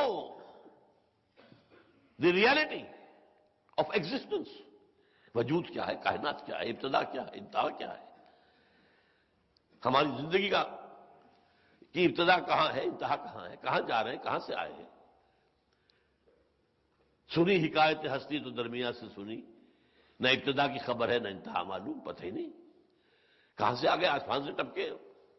ہاں یہ پتا ہے میری پیدائش سے 9 ماہ پیشتر میری والدہ کے رحم میں میرا وجود اس کا آغاز ہو گیا تھا۔ اس سے پہلے کیا تھا، کہاں تھا میں کہیں تھا یا نہیں تھا؟ آدم سے وجود میں آیا ہوں یا پہلے کچھ تھا؟ یہ سارے سوالات ہیں۔ فلسفی غور کرتے رہے، بڑے بڑے چین کے فلسفی، انڈیا کے فلسفی ٹاپ کے، ایران کے فلسفی، یونان کے فلسفی، یہ 4 مراکز رہے فلسفے کے، باقی دنیا کے اندر فلسفہ کہیں نہیں رہا۔ پھر نبی، لیکن ان 1200 سالوں کے دوران آ کر انسانی ذہن فلسفیانہ منطقی اعتبار سے اپنے عروج کو پہنچ گیا۔ تب الہدی اقرا بسم ربک الذی خلق خلق الانسان من علق اقرا وربک الاکرم الذی علم بالقلم علم الانسان ما لم یعلم۔ تب وہ پردے اٹھائے گئے۔ اس سے پہلے جو سوچ بچار کا وقت گزرا ہے حضور پر، آپ اکیلے جا کر کیا کرتے تھے؟ آپ یہودی ہوتے تو یہودیوں کی عبادت کرتے، عیسائی ہوتے تو عیسائیوں والی عبادت کرتے۔ اچھا مشرک آپ پیدا تو ہوئے مشرکوں میں، مشرک کا سوال ہی پیدا نہیں ہوتا کہ آپ ان کی کسی بات کے اوپر چل جائیں، تو کیا کرتے تھے؟ تو جو محدثین کا کہنا ہے کان صفت تعبدہ فی غار حرا التفکر والاعتبار، تفکر، غور، فکر، سوچ بچار۔ What is this existence? Who am I? اور یہ جو غلط کام ہو رہا ہے کیوں ہو رہا ہے؟ یہ انسان پستی میں کیوں گر گیا ہے؟ کیا پستی ہی پستی ہے اس کی، یا اس کے وجود کا کوئی روشن پہلو بھی ہے؟ یہ سارا یوں سمجھیے کہ 6000 سال میں انسان نے جو فلسفیانہ شعور اور فکر حاصل کیا ہے، وہ چند مہینوں میں غار حرا کی خلوتوں میں محمد رسول اللہ صلی اللہ علیہ وسلم نے سارا سفر طے کیا۔ پھر وہ آیتیں نازل ہونی شروع ہوئی، یہ تکمیل ہو گئی قرآن مجید میں ہدایت کی۔ اچھا اب اس کے لیے دلیل دیکھیے، سب سے موٹی بات، تورات بھی اللہ کی کتاب، انجیل بھی سب اللہ کی کتاب ہے، قرآن بھی اللہ کا کلام، ٹھیک؟ قرآن کی حفاظت کا ذمہ لیا، انا نحن نزلنا الذکر وانا لہ لحافظون، تورات کا کیوں نہیں لیا؟ انجیل کا کیوں نہیں لیا؟ اگر اللہ ذمہ نہ لیتا تو کیا اس میں تورات میں تحریف ہو سکتی تھی؟ اس کا تو آپ نے آسانی سے مجھے جواب دے دیا۔ اگر اللہ نے ذمہ نہ لیا ہوتا کیا ہم چھوڑ دیتے قرآن میں تحریف کیے بغیر؟ بتائیے، ترجموں میں تحریفیں کی گئی ہے، تفسیروں میں تحریفیں کی گئی، یہ تو متن محفوظ ہے، اس متن میں لا یاتیہ الباطل من بین یدیہ ولا من خلفہ، نہیں آ سکتا، یہ محفوظ ہے۔ انا نحن نزلنا الذکر وانا لہ لحافظون۔ یہ بات، یہ ایک لطیف انداز میں ذرا ٹینشن کم ہو جائے، میں کہا کرتا ہوں کہ ان کتابوں کو حق پہنچتا ہے کہ اللہ کی جناب میں شکوہ کریں، اے اللہ ہم بھی تیری کتابیں، یہ قرآن بھی تیری کتاب، یہ ہمارے ساتھ سو تیری بیٹیوں والا سلوک کیا گیا، ہماری حفاظت کا ذمہ نہیں لیا اس کا لیا، کیوں؟ جواب کیا ہے؟ بھئی ابھی تمہارے اندر ہدایت کامل ہوئی ہی نہیں تھی، تمہاری حیثیت تو مختلف ادوار میں گویا کہ ٹیمپریری انسٹرکشنز، ہدایات، یہ ہدایات تھی، ہدایہ الہدا وہ ابھی نہیں آئی تھی، اس میں احکام تھے، حکمت ابھی آئی نہیں تھی۔ حکمت کا تو آغاز انجیل سے ہوتا ہے، اس سے پہلے حکمت ہے ہی نہیں، تورات میں حکمت ہے ہی نہیں، خالی حکمت سے احکام احکام احکام احکام احکام احکام۔ سب سے موٹا لفظ ان کا کیا ہے؟ دی 10 کمانڈمنٹس، احکام عشرہ۔ ابھی انسان اس قابل تھا ہی نہیں کہ اس کو حکمت بھی سمجھائی جائے، لہذا ابھی جب وہ تکمیل ہونے والی تھی، وہ جب ہو گئی ہم نے اس کو محفوظ کر دیا. تمہارا معاملہ یہ نہیں تھا. یہ ہے وہ بات جو میں نے ایک دفعہ ایک قادیانی نوجوان سے میری بات ہوئی. میں نے اس سے سوال کیا جو اسی بات پر کہ وہی تو رحمت ہے، نبوت رحمت ہے، محمد پر رحمت کامل ہو گئی، لیکن رحمت بند کیسے ہو سکتی ہے؟ میں نے کہا کیا تم یہ مانتے ہو کہ قرآن میں ہدایت کامل ہو گئی؟ جی بالکل بالکل بالکل مانتے. نمبر 2 مجھے یہ بتاؤ تمہارے خیال میں قرآن محفوظ ہے یا اس میں تحریف ہوگی؟ نہیں نہیں نہیں محفوظ ہے. تو پھر مزید ہدایت کی گنجائش بتاؤ مجھے کہاں سے نکلے گی؟ یا تو کامل نہ ہوئی ہوتی تو ابھی کامل ہونی ہے، نبی چاہیے، سلسلہ جاری رہنا چاہیے. گلاس ابھی پورا بھرا نہیں ہے تو پانی ڈالنا چاہیے. بھر گیا تو کہاں لے جائیں گے؟ یا کہ بھر تو گیا تھا پھر گر گیا کچھ، اچھا لے آؤ بھائی دوبارہ. 2 باتیں منوا لو. اگر قرآن میں ہدایت کامل ہو گئی اور اگر وہ محفوظ ہے تو کوئی منطقی کوئی عقلی دلیل نہیں ہے کہ جس کی روح سے نبوت اور وحی کے جاری رہنے کا تصور پیدا ہو سکتا ہو. فبہت الذی کفر، وہ نوجوان جھگڑالو نہیں تھا، اس نے بات سمجھی. اب پتہ نہیں اس کے بعد کیا ہوا اس کا، لیکن یہ کہ یہ ہے دلیل تکمیل دین، تکمیل ہدایت، جو اصل ہے حضور کا مرتبہ اور مقام. اس کو اگر نمایاں ہم نہیں کرتے تو پھر یہ دوسرے جو جتنے فتنے ہیں ان کا سد باب نہیں ہوتا. اب دوسری بات پر آئیے. الہدی دین حق. یہ دین حق کیا ہے؟ نظام زندگی. اس کا بھی ارتقاء ہوا کہ نہیں ہوا؟ اب یہ پولیٹیکل سائنس کا مسئلہ ہے، جو لوگوں کے موضوع ہے وہ اس میں دلچسپی لیں گے. ایک زمانہ تھا کہ ہمارے آباء و اجداد رہتے تھے غاروں میں، اور غار کا معاملہ کیا تھا؟ آئم دمانار کفا علیہ سروے، میں مالک ہوں اس کا، بات ختم. کوئی نظام اور تھا ہی نہیں، کوئی میونسپلٹی، کوئی سڑکوں کے اوپر لائٹیں ماؤنٹ کرنا، کچھ بھی نہیں. ہر ایک آزاد تھا جو چاہے کرے. یہ ذرا نوٹ کیجیے، آزاد. اگلی سٹیج آئی، قبیلے کا تصور آیا. ایک قبیلے کا شیخ ہے، تم اس قبیلے کے آدمی ہو. قبیلے کا ایک نظام ہے، سردار قبیلہ کا حکم ماننا ہوگا. ہمارے قبیلے کا یہ رواج ہے، یہ رسم ہے، یہ ریت ہے، یہ روایت ہے، کرنی ہوگی. یہ گویا کہ تمدن کی طرف پہلا قدم تھا. تمدن، یہ 2 الفاظ ہیں، تہذیب اور تمدن. یہاں بات تمدن کی ہو رہی ہے. اور اب میں نے نوٹ جو کرایا ہے، پہلے قدم پر آزادی آزادی، اب یہاں کچھ نہ کچھ جگڑ بند شروع ہو گئے. تمہیں پسند ہو یا نہ پسند ہو، you belong to such and such tribe, اور اس کی جو رسم ہے وہ یہ ہے، you have to complete it. اگلا وہ دور آیا، ایک قبیلے نے اپنا شہر بھی بنا لیا، ایک گرد فصیل بھی کھینچ لی، اپنے نظام کو مستحکم کر. ایک قبیلے کی شہری ریاست قائم ہو گئی. مکہ ایک قبیلے کی شہری ریاست تھا جب حضور کے جب بعثت ہوئی ہے. وہاں کوئی نہیں رہ سکتا تھا سوائے قرشی کے، یا قرشی کا حلیف، یا قرشی کا غلام، یا قرشی کی امان میں آ جائے تو رہ سکتا ہے مکے، ورنہ نہیں. ادروائز اس کی کوئی سیفٹی نہیں. لیکن پھر اگلی سٹیج آئی، کئی قبیلے ایک جگہ جمع ہو گئے، ہم رہیں گے بھئی یہاں پر. اب جب یہ معاملہ ہوا تو سوال پیدا ہو گیا، ایک چیز کا آغاز ہوا، اگر وہ سمجھ لیجئے، دی کانسیپٹ آف کانسٹیٹیوشن. بھئی ہر قبیلہ تو یونٹ ہے، اس کا اپنا سردار ہے، یہ اس کا سردار ہے، اس کا سردار ہے، اپنا اپنا نظام ہے. آپس میں انٹریکشن کس بنیاد پر ہوگا؟ اگر ایک شہر میں رہنا ہے تو کچھ چیزیں طے کرنی پڑیں گی. آپ حیران ہوں گے کہ مدینے میں، مکہ تو تھا نا ایک شہر ایک قبیلہ، مدینہ 5 قبیلے تھے، 3 یہودی اور 2 اصل عرب، اوس اور خزرج. یہودیوں کا بھی کچھ نظام اپنا تھا، ان کے ہاں سردار بھی تھے اور ان کے ہاں مفتی بھی تھے، علماء بھی تھے، تورات کے ماننے والے بھی. یہاں تو کچھ بھی نہیں تھا.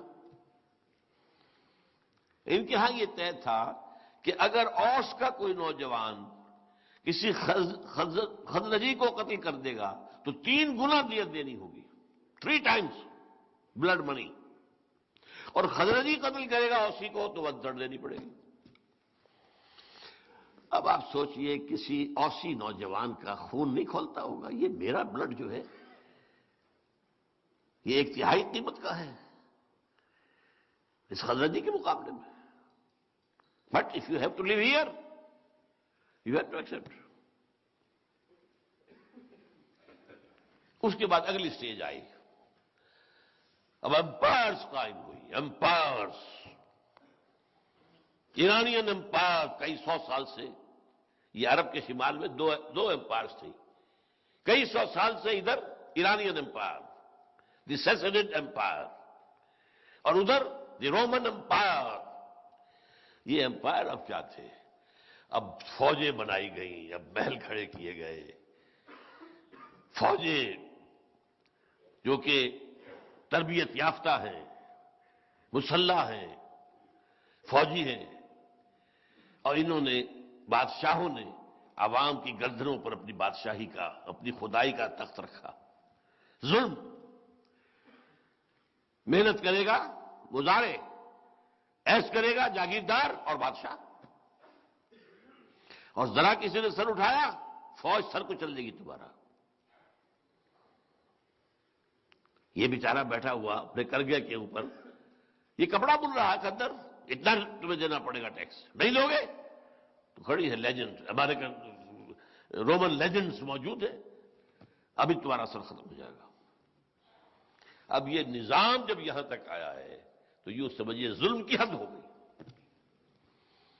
عام انسان غلام، مقہور، مظلوم، کھانے کو نہیں، پہننے کو نہیں، جاگیرداروں کے گلچھڑے عیش، بادشاہ کے محل، مشرق و مغرب کا نسوانی حسن جمع کر دیا گیا، کنیزوں کی فوجیں موجود ہیں۔ یہ ہے وہ وقت جب کہ یوں سمجھیے کہ نظام کی سختی جکڑ بندی اپنی انتہا کو پہنچ گئی۔ کہیں کسی کسانوں نے ریوولٹ کی ختم کر دی گئی، کہیں کسی اور نے ریوولٹ کی ختم کر دی گئی، اب تو اٹھنا مشکل ہوتا تھا۔ یہ وقت تھا جب کہ اب محمد الرسول اللہ آئے صلی اللہ علیہ وسلم۔ اور ایک بات نوٹ کیجئے خدا کے لیے، اس کے بعد سے لے کے آج تک انسان کی اصل ضرورت ایک عادلانہ نظام ہے۔ اس نظام میں ہم جکڑے ہوئے ہیں۔ آج کا نظام کیا ہے؟ جو آپ کی حکومت طے کر دے گی نصاب وہ پڑھایا جائے گا، آپ تو مجبور ہیں، you wash your hands of your son, آپ داخل کر لیجیے، اس کے بعد آپ کے ہاتھ میں کیا ہے؟ وہ تو جو پڑھائیں گے وہ پڑھے گا۔ کون بنائے گے ان کے کریکلم؟ کون بنائیں گے ان کے کون نصاب بنائیں گے؟ اب جو دھویا جا رہا ہے ہمارے نصاب کو، وہ تقریباً پورے عالم اسلام میں سب سے بڑھ کر سعودی عرب میں اسلام کی باتیں نکالو، اور یہ تحریک پاکستان نکالو تم اپنے کورسز سے، ریڈ ہسٹری ایز ہسٹری، نہیں کسی آئیڈیالوجی کے حوالے سے مت پڑھو۔ یہ سارا اب کیا کریں ہم؟ کہاں لے جائیں بچوں کو؟ غاروں میں مت کر دیں۔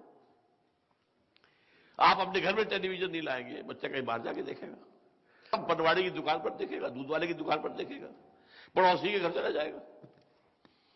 یو کانٹ ڈو ایٹ، مجبوری جب تک نظام نہ بدلو۔ جو شاہ ولی اللہ دہلوی کہتے ہیں، جس نظام میں تقسیم دولت کا نظام غلط ہو جائے، نتیجہ کیا نکلتا ہے؟ ایک طرف دولت کے انبار ہیں، گلچھرے ہیں، عیاشیاں ہیں، عیش ہیں، بلٹ پروف گاڑیاں ہیں، محل ہیں، اور ایک طرف بھوک ہے، فاقہ ہے۔ اور بڑا پیارا لفظ استعمال کیا ہے، انسان کی حیثیت بار برداری کے اونٹ سے زیادہ نہیں رہتی۔ وہ انسان رہتا ہی نہیں، صبح سے شام تک کمر توڑ دینے والی محنت جو کر رہا ہے، اور پھر بھی 2 وقت کی روٹی پوری نہیں چل رہی۔ آپ توقع رکھتے ہیں کہ وہ اللہ سے ڈور لگائے گا رات کو کھڑے ہو کر؟ خود حضور نے فرمایا کاد الفقر ان یکون کفرا، فقر جو ہے وہ تو کفر تک پہنچا دیتا ہے انسان کو۔ یہ فقر نہیں ہے جو خودکشیاں کروا رہا ہے، یہ فقر ہے کہ نہیں؟ ماں اپنے 3 بچیوں سمیت آ کر اور ریل کے انجن کے سامنے کودتی ہے۔ تو وہ کہتے ہیں کہ جب ایسا ہو جائے تو یہ ایک دو دھاری تلوار ہے، ایک تلوار ہے دو دھار، ادھر بھی کاٹتی ہے ادھر بھی کاٹتی ہے۔ اگر ڈسٹریبیوشن آف دی ویلتھ کا نظام غلط ہے، ایک طرف انبار ہوں گے دولت کے، نتیجہ کیا نکلے گا؟ عیاشیاں ہوں گی، بدماشیاں ہوں گی، گلچھرے ہوں گے، سب کچھ ہوگا کہ نہیں ہوگا؟ ادھر بھی کاٹا، اخلاقی طور پر کاٹ دیا، ادھر بھوک ہے، فاقہ ہے، تو دنیا نے تیری یاد سے بیگانہ کر دیا، تو اس سے بھی دل فریب ہے غم روزگار کے، کہاں خدا، کہاں آخرت، کہاں قرآن، کہاں کی فکر اس کو بیچارے کو؟ وہ تو بار برداری کا اونٹ ہے، کولو کا بیل ہے، نتھنگ مور دین دیٹ۔ میں اسی لیے کہتا ہوں شاہ ولی اللہ دہلوی کے بارے میں جو میں نے کہا تھا، ان کا سوشل تھاٹ بہت ہائٹ پر ہے، بہت ہائٹ پر۔ یہ ہے وہ مسئلہ جب کہ حضور تشریف لائے اور دین حق عطا کیا اللہ نے آپ کے ذریعے سے۔ اب یہ میں نے آپ کو بتایا پہلے بھی، دین حق صرف قرآن پر نہیں بنے گا، الہدا و دین الحق نے، اس میں درمیان میں واو کون سا ہے؟ اس کو کہتے ہیں واو عطف، اور واو عطف کا قاعدہ ہے یہ معطوف اور معطوف علیہ میں مغایرت پیدا کرتا، میں اور وہ، یہ اور جو ہے تو میں اور ہوں وہ اور ہے، اور تو دو، تو الہدا اور دین حق یہ ایک نہیں ہے، دو ہے۔ الہدا اس دین حق کی بنیاد اور اس کا ڈھانچہ اور خاکہ سارا سنت رسول سے صلی اللہ علیہ وسلم۔ میں نے بتایا آپ کو نماز کا نظام نہیں بن سکتا بغیر سنت کے اور حدیث کے، اور نظام کیا بنے گا؟ اور جنہوں نے حدیث سے امت کا رخ موڑا ہے، پھیرا ہے، میرے نزدیک بہت بڑے ظالم لوگ تھے، بہت بڑے ظالم لوگ۔ آج بھی فتنہ پھیل رہا ہے، پرویزیت ہو، مشرقیت ہو، یہ سب کیا ہے؟ ہمارے ہاں آج بھی موجود ہے جو اپنے آپ کو اہل قرآن کہتے ہیں، ہم حدیث نہیں مانتے، اہل قرآن، چکڑالویت ہو۔ بہرحال اب دیکھیے یہ جو دو چیزیں دی گئی، الہدا، دین حق، ان کے ضمن میں فرض کیا ہے حضور پر؟ الہدا پہنچاؤ، یہ پہنچانا ہے۔ یا ایھا الرسول بلغ ما انزل الیک من ربک وان لم تفعل فما بلغت رسالتہ، بڑی سخت تنبیہ ہے۔ والعبد عبد وان تعرض والرب رب وان تنزل۔ کتنے ہی اونچے چلے گئے حضور شب معراج میں، ہیں تو بندے ہی نا۔ فَأَوْحَىٰ إِلَىٰ عَبْدِهِ مَا أَوْحَىٰ، اللہ اے رسول پہنچا دو جو کچھ کہ ہم نے نازل کیا ہے تم پر، اور اگر تم نے کوئی کمی کی تو حق رسالت ادا نہیں ہوگا۔ اور قیامت کے دن ہم پوچھیں گے، سورہ اعراف کی 6 آیت ہے، فَلَنَسْأَلَنَّ الَّذِينَ أُرْسِلَ إِلَيْهِمْ وَلَنَسْأَلَنَّ الْمُرْسَلِينَ، ہم پوچھ کر رہیں گے ان سے بھی جن کی طرف ہم نے اپنے رسولوں کو بھیجا، تم تک ہمارے رسولوں کا پیغام آیا کہ نہیں؟ اور ہم پوچھیں گے ان سے بھی جن رسول بنا کر بھیجا، تم نے ہمارا پیغام پہنچا دیا تھا کہ نہیں؟ یہی وجہ ہے کہ خطبہ حجۃ الوداع میں ذرا اندازہ کیجئے کیا تشویش ہوگی ذہن میں حضور کے، جس کی وجہ سے آپ نے اینڈ میں سوال کیا ہے۔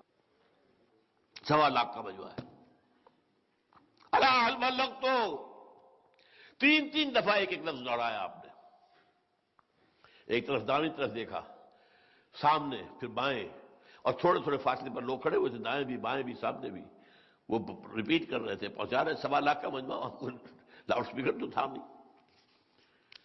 آخری سوال، الا هل بلغت، میں نے پہنچا دیا یا نہیں؟ جواب میں، اور یہ عام عادت کے خلاف تھا، عام طور پر صحابہ ادب کی وجہ سے اول تو حضور کے سوال کا جواب دینے سے کتراتے تھے، اللہ و رسولہ عالم، وہ چل بولے وہ طالب علموں کی طرح نہیں تھے کہ جو استاد کو بھی پڑھانا چاہے، اللہ و رسولہ عالم، پھر پوچھتے تھے حضور تب جواب دیتے۔ یہاں پہلے ہی مرحلے پر 4 جواب دیے ہیں، انا نشہد انک قد بلغت رسالۃ وادیت الامانۃ ونصحت الامۃ وکشفت الغمۃ۔ ہاں حضور ہم گواہ ہیں، آپ نے حق رسالت ادا کر دیا، حق امانت ادا کر دیا۔ یہ قرآن ہمارے لیے اللہ نے اتارا تھا، آپ کے پاس تو امانت تھا نا، امت کی خیر خواہی کا حق ادا کر دیا اور گمراہی کے اندھیاریوں کے بادل چھانٹ دیے۔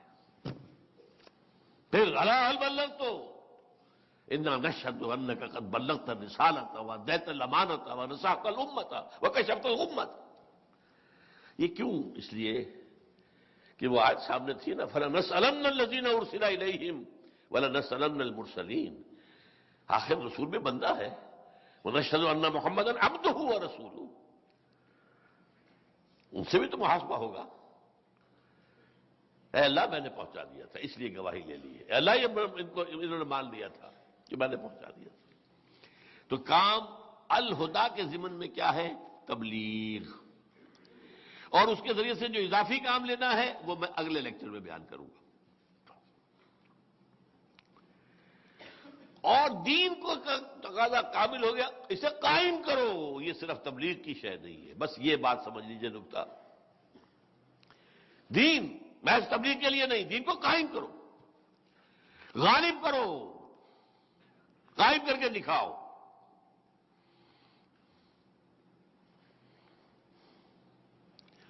اس لیے کہ ظاہر بات ہے، وہ میں آیتیں آپ کو سنا چکا ہوں۔ سورہ سبا میں فرمایا وَمَا أَرْسَلْنَاكَ إِلَّا كَافَّةً لِلنَّاسِ بَشِيرًا وَنَذِيرًا۔ یہ تکمیل رسالت کا وہ پہلو ہے جو میں نے کہا تھا کہ جو قرآن میں اس آیت میں نہیں ہے، علیحدہ آیات۔ وہ آیت کیا ہے؟ آپ کو تمام انسانوں کے لیے بھیجا گیا، اس سے پہلے کوئی رسول نہیں بھیجا گیا۔ حضرت عیسیٰ تک کا حال یہ ہے، وہ تو اپنے حواریین کو بھی روک کر گئے ہیں کہ تمہیں جا کر جنٹائلز میں تبلیغ نہیں کرنی، صرف میں تو اسرائیل کے گھرانے کی کھوئی ہوئی بھیڑوں کی تلاش میں آیا ہوں، صرف ان میں تبلیغ کروں۔ پہلے اور آخری رسول ہیں محمد صلی اللہ علیہ وسلم، جو پوری نوع انسانی کے لیے بھیجے گئے۔ اور اس کا تعلق کس ارتقاء سے ہے یہ بھی سمجھ لیجئے۔ ذہنی فکری ارتقاء سے تعلق ہے، ہدایت کے اندر اضافہ اضافہ اضافہ اضافہ اضافہ، تاں کہ الہدا، کامل ہدایت نامہ۔ تمدن میں غاروں سے لے کر اور امپائرز تک، تاں کہ دین حق آ گیا۔ یہ جو ہے تقاضا کس کا ہے؟ یہ سائنٹیفک جو ترقی ہوئی ہے، جس کی وجہ سے حضور کے زمانے میں آ کر یہ ممکن ہوا کہ ذرائع نشر و رسائل اتنے تھے کہ ایک دعوت تمام انسانوں تک پہنچ سکتی تھی۔ آج پہنچ سکتی ہے کہ نہیں؟ میں تقریر کر رہا ہوں، آپ کا آڈیو بن رہا ہے، ویڈیو بن رہا ہے، کہیں سے کہیں پہنچ جائے گا۔ آج بھی اس وقت بھی نہ معلوم کہیں لوگ کیا کیا سن رہے ہوں، اللہ عالم، پہنچتے کہ نہیں؟ تو یہ جو ایک سوشل سائنسز، سائنٹیفک ڈیولپمنٹ ہوئی ہے، ایک ذہنی اور فکری فلسفیانہ ڈیولپمنٹ، ایک تمدن کا ارتقاء اور ایک سائنسی ارتقاء، جس کی وجہ سے اب یہ گلوب کیا ہے؟ گلوبل ولیج بن گیا ہے، اب یہ ایک شہر بن گیا ہے۔ یہ ملک جو ہے، یہ دنیا سکڑ کر کیا ہو گئی؟ یہ گلوبل ولیج۔ اس لیے آپ کی رسالت ہے کہ جو پوری نوع انسانی کے لیے ہے، وَمَا أَرْسَلْنَاكَ إِلَّا رَحْمَةً لِلْعَالَمِينَ، سورہ انبیاء میں فرمایا۔ سورہ اعراف میں فرمایا اے نبی کہہ دیجئے یا ایھا الناس انی رسول اللہ الیکم جمیعا، میں تم سب کی طرف اللہ کا رسول ہوں۔ اور سورہ صف کے ساتھ جڑواں سورت ہے سورہ جمعہ، یہاں مرکزی آیت کیا ہے؟ هو الذی ارسل رسولہ بالہدی ودین الحق لیظہرہ علی الدین کلہ، علی الدین کلہ، پورا دین۔ اس میں مائنس ون مائنس ٹو نہیں ہو سکتا، ٹوٹل دین۔ یہ دین ہمارا ایک پیکج ہے، لیو اٹ اور ٹیک اٹ، لینا ہے تو پورا، ادخلوا فی السلم کافہ، دین غالب کرو پورا کا پورا، لیظہرہ علی الدین کلہ، پورے دین کو غالب کرو، پورا نظام اس کے تحت ہو، سیاسی نظام اس کے تحت ہو، معاشی نظام اس کے تحت ہو، سود کی بہتری ہو، جوئے کی بہتری ہو، شراب بنانا اور پیچنا اور پھر ختم کیا جائے، سیکس کو ذریعہ بنانا کمائی کا ختم کیا جائے، سیکس میں اشتعال پیدا کر کے یہ اشتہاروں ہی کے اندر عورتوں کی تصویریں دے دے کر جو ہے اس کو بھی ذریعہ بنایا جا رہا ہے۔ کیا ہے یہ؟ ان سب کے اوپر پابندی ہوگی۔ پھر عفت اور انسان کی خاندانی زندگی کی مضبوطی، یہ تیسری بات ہوگی، کرنا ہوگا۔ لیکن یہ جو سورہ جمعہ میں آئی ہے مرکزی آیت، وہ کیا؟ یہ ہمارا اگلے اتوار کا موضوع ہے اصل میں۔ هو الذی بعث فی الامیین رسولا منہم یتلو علیہم آیاتہ ویزکیہم ویعلمہم الکتاب والحکمہ وإن كانوا من قبل لفی ضلال مبین وآخرین منہم لما یلحقوا بہم۔ حضور کی بعثت کے دو حصے ہیں۔ آپ کی بنیادی بعثت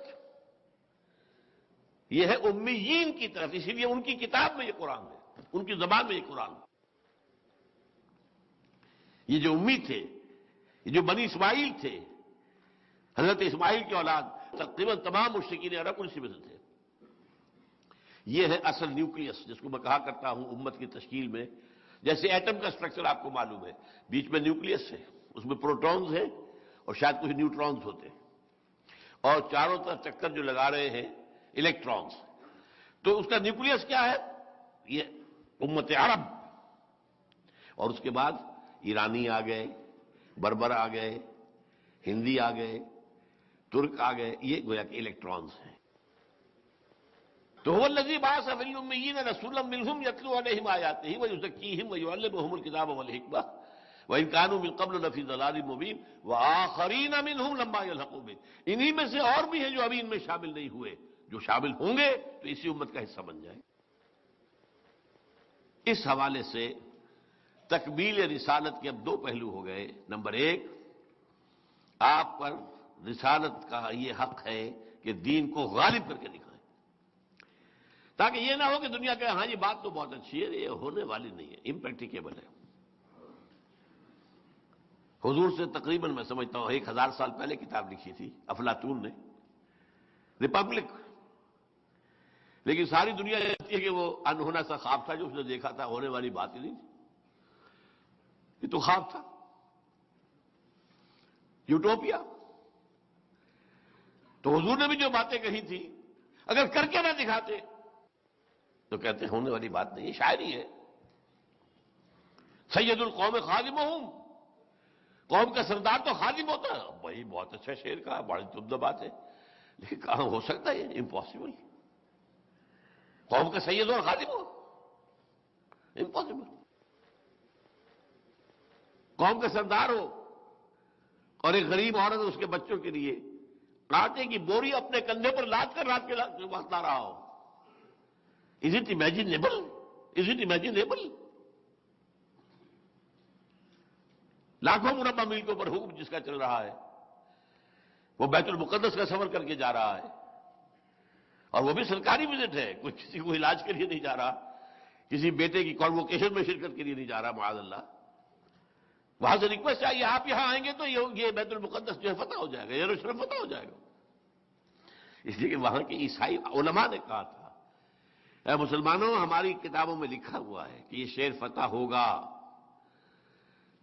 لیکن جس کے ہاتھوں فتح ہوگا اس کی کچھ نشانیاں تم میں وہ نہیں ہیں، یہ کبھی فتح نہیں ہوگا تمہارے ہاتھوں، چاہے تم قیامت تک پڑے رہو۔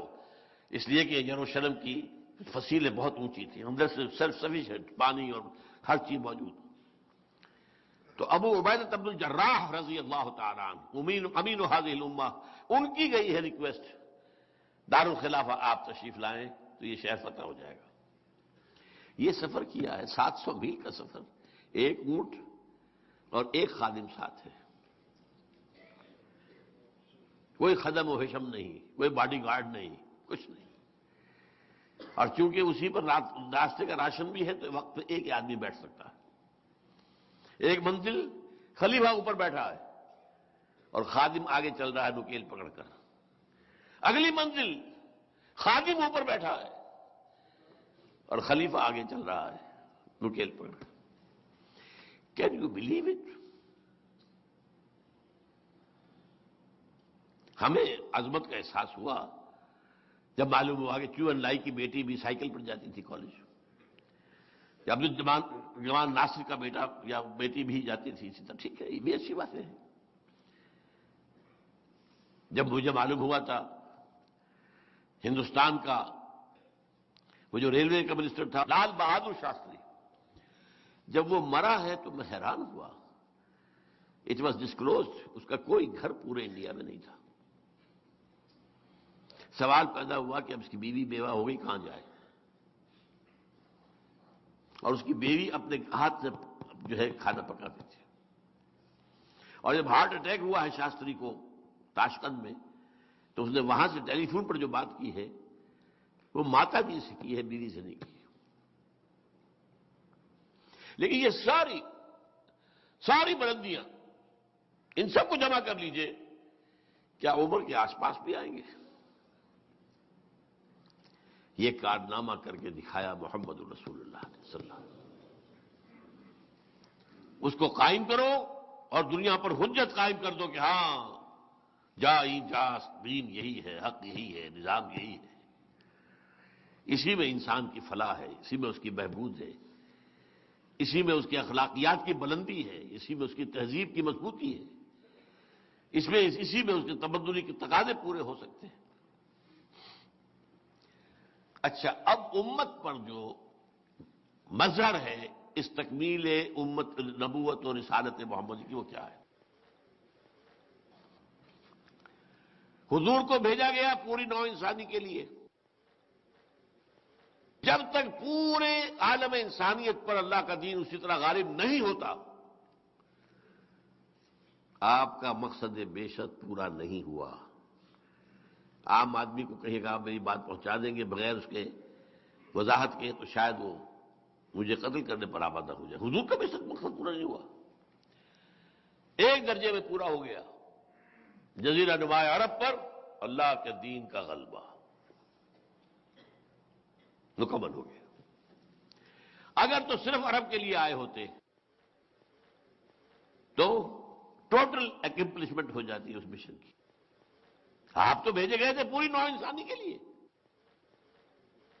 جب تک پوری نوع انسانی تک وہ ہدایت نہ پہنچے اور پھر اس کے اوپر وہ نظام قائم نہ ہو، اس وقت تک تو وقت فرصت ہے کہاں، کام ابھی باقی.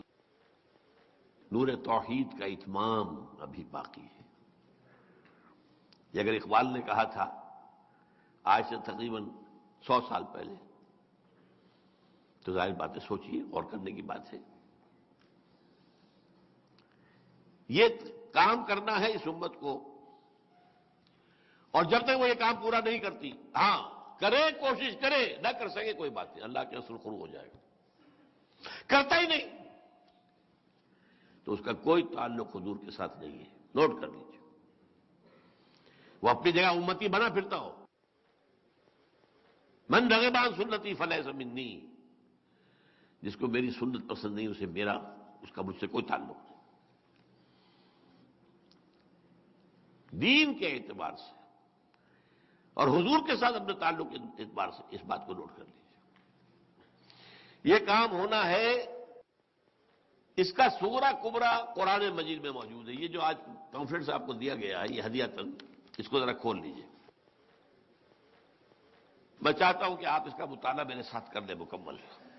یہ جو اقبال نے کہا تھا کہ دنیا کو ہے پھر مار کا روح و بدن پیش، تہذیب نے پھر اپنے درندوں کو ابھارا، اللہ کو پابر دیے مومن پہ بھروسہ، ابلیس کو یورپ کی مشینوں کا سہارا.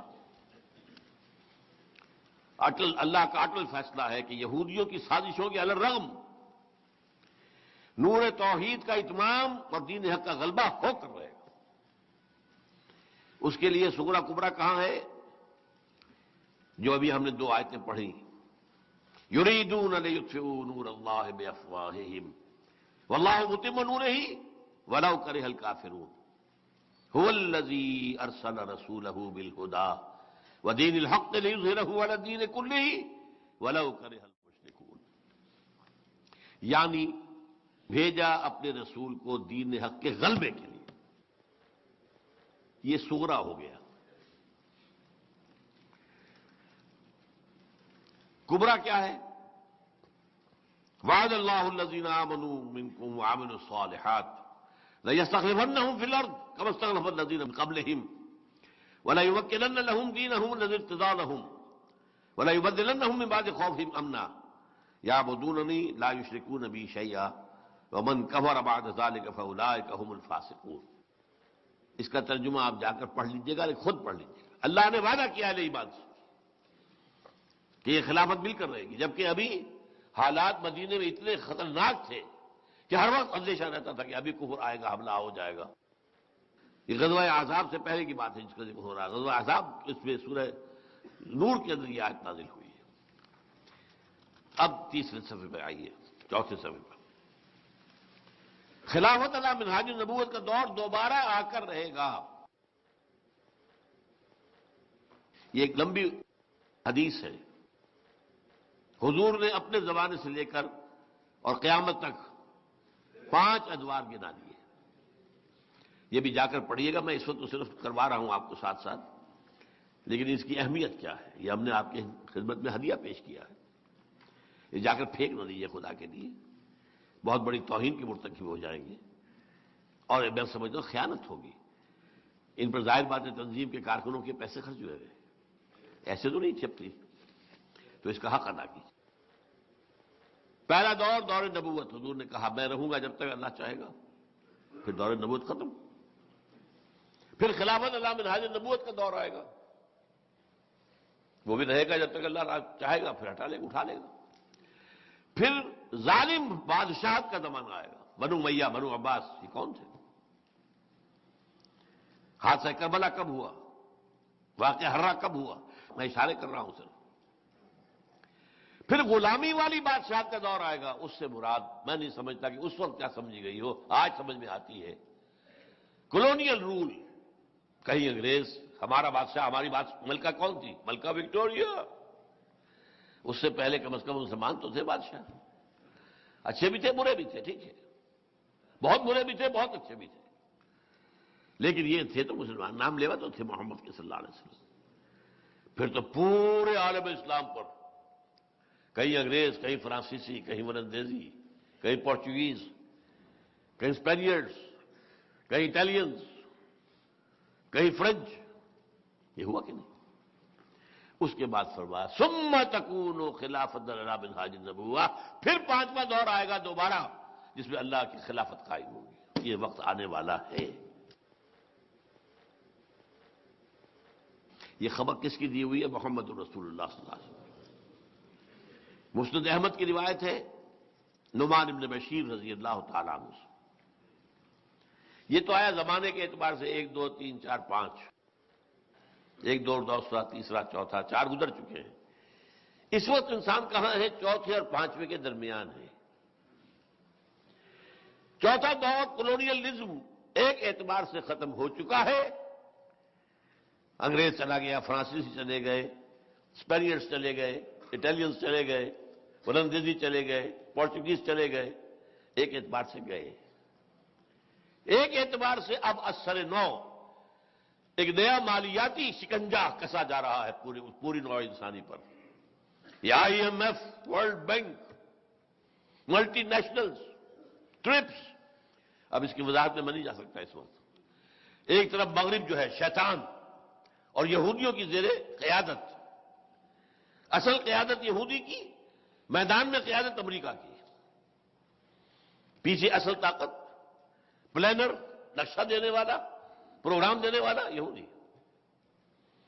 اب جو آنے والا دور ہے وہ اپنے یہودی چاہتے ہمارا مالیاتی شکنجہ پوری دنیا کو کس لے اپنے اندر، بس امریکہ چاہتا ہے ہمارا جو یہ قبضہ ہے دنیا پر مکمل ہو جائے، اور زائنسٹ جو ایجنڈا ہے 5 نکاتی، ایک بہت بڑی جنگ ہو جس میں گریٹر اسرائیل قائم ہو جائے، وہاں سارے دنیا کے یہودی لا کے جمع کر دیے جائیں، اس کے بعد جو ہے دنیا میں وہاں ان کا دجال ظاہر ہوگا جو ان کو کہے گا میں مسیحا ہوں، اور پوری دنیا ہم فتح کریں گے۔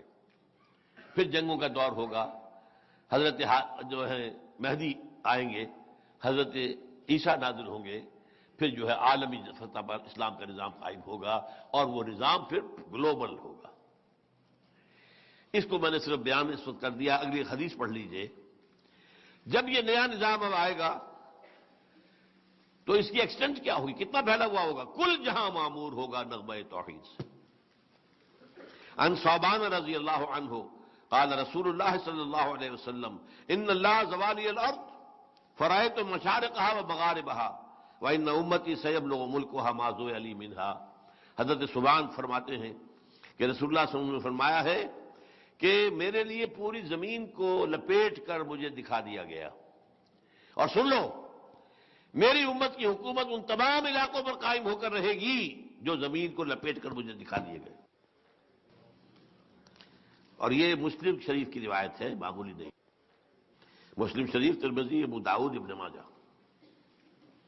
اور یہی وہ نقشہ ہے اصل میں جو اقبال نے بیان کیا ہے، آسماں ہوگا سحر کے نور سے آئینہ پوش، اور ظلمت رات کی سیما پا ہو جائے گی، پھر دلوں کو یاد آ جائے گا پیغام سجود، پھر جبیں خاک حرم سے آشنا ہو جائے گی، آنکھ جو کچھ دیکھتی ہے لب پہ آ سکتا نہیں، محو حیرت ہوں کہ دنیا کیا سے کیا ہو جائے گی، شب گریزاں ہوگی آخر جلوہ خورشید سے، یہ چمن معمور ہوگا نغمہ توحید سے۔ گلوبل اللہ تعالیٰ کی حکمت۔ اور ایک اور حدیث اسی موضوع کی پڑھ لیجئے، عن المقداد رضی اللہ عنہ انہ سمع رسول اللہ صلی اللہ علیہ وسلم یقول لا يبقى على ظهر الارض بیت مدر ولا وبر الا ادخله الله كلمة الاسلام بعز عزیز وذل ذلیل اما يعزهم فيجعلهم من اهلها او يذلهم فيدينون لها قلت فيكون الدين كله لله۔ مقداد ابن اسود فرماتے ہیں رضی اللہ تعالیٰ عنہ، حضور نے فرمایا زمین پر کوئی گھر نہیں بچے گا، نہ اینٹ گارے کا بنا ہوا، نہ خیمہ جو جانوروں کے کمبلوں سے بنایا جاتا ہے، جس میں اللہ اسلام کے کلمے کو داخل نہ کر دے۔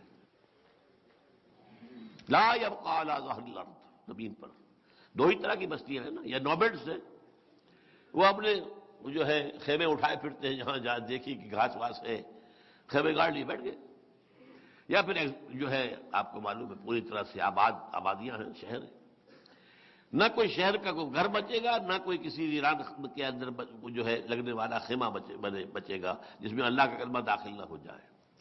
اور اس داخلے کے دو راستے ہوں گے، بعز عزیز وذل ذلیل، یا تو صاحب عزت کے اعزاز کے ساتھ اور یا ذلیل کی ذلت کے ساتھ۔ اور وہ کیا ہوگا؟ یا تو اللہ تعالیٰ اس خیمے والے گھر والے کو اسلام کی توفیق دے دے گا تو اس کے گھر میں کلمہ اسلام داخل ہوگا، لیکن اس کا بھی اعزاز ہوگا۔ وَلِلَّهِ الْعِزَّةُ وَلِرَسُولِهِ وَلِلْمُؤْمِنِينَ وَلَكِنَّ الْمُنَافِقِينَ لَا يَعْلَمُونَ۔ عزت اہل ایمان کا حق ہے۔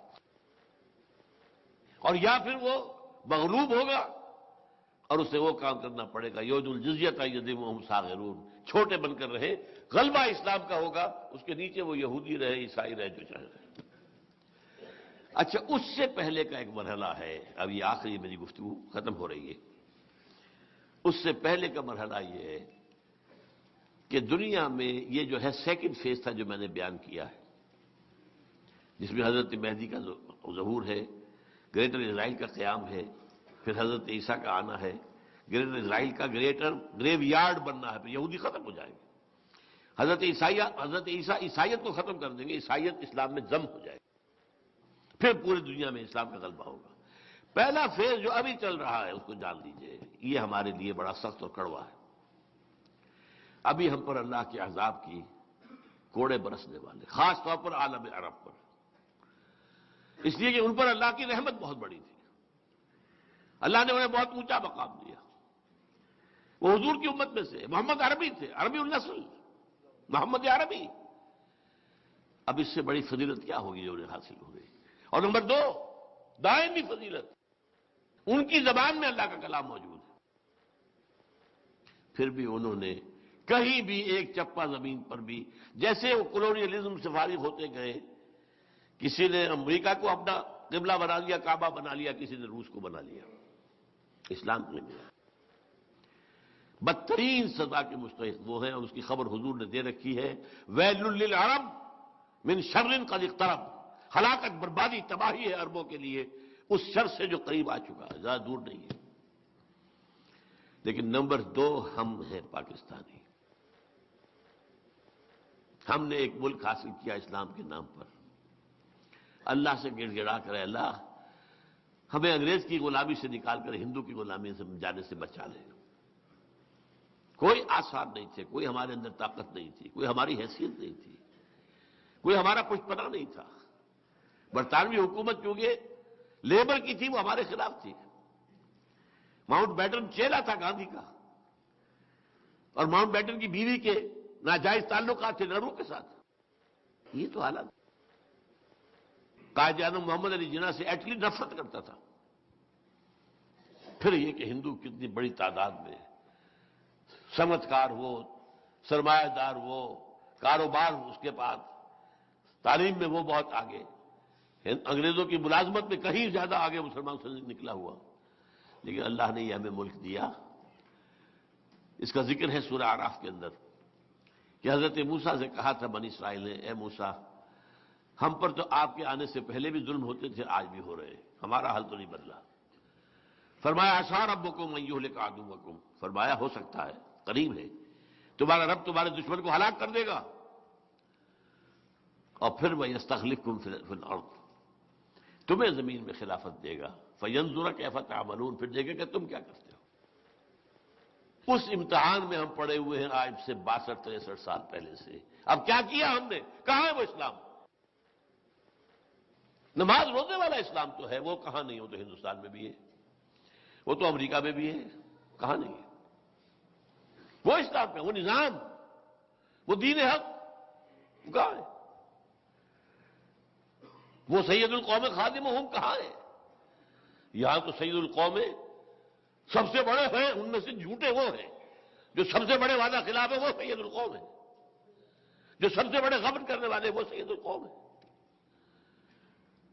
تو واقعہ تو یہ ہے کہ ہم مستحق ہو چکے ہیں، ہم بھی عذاب الہی کے عربوں کی طرح.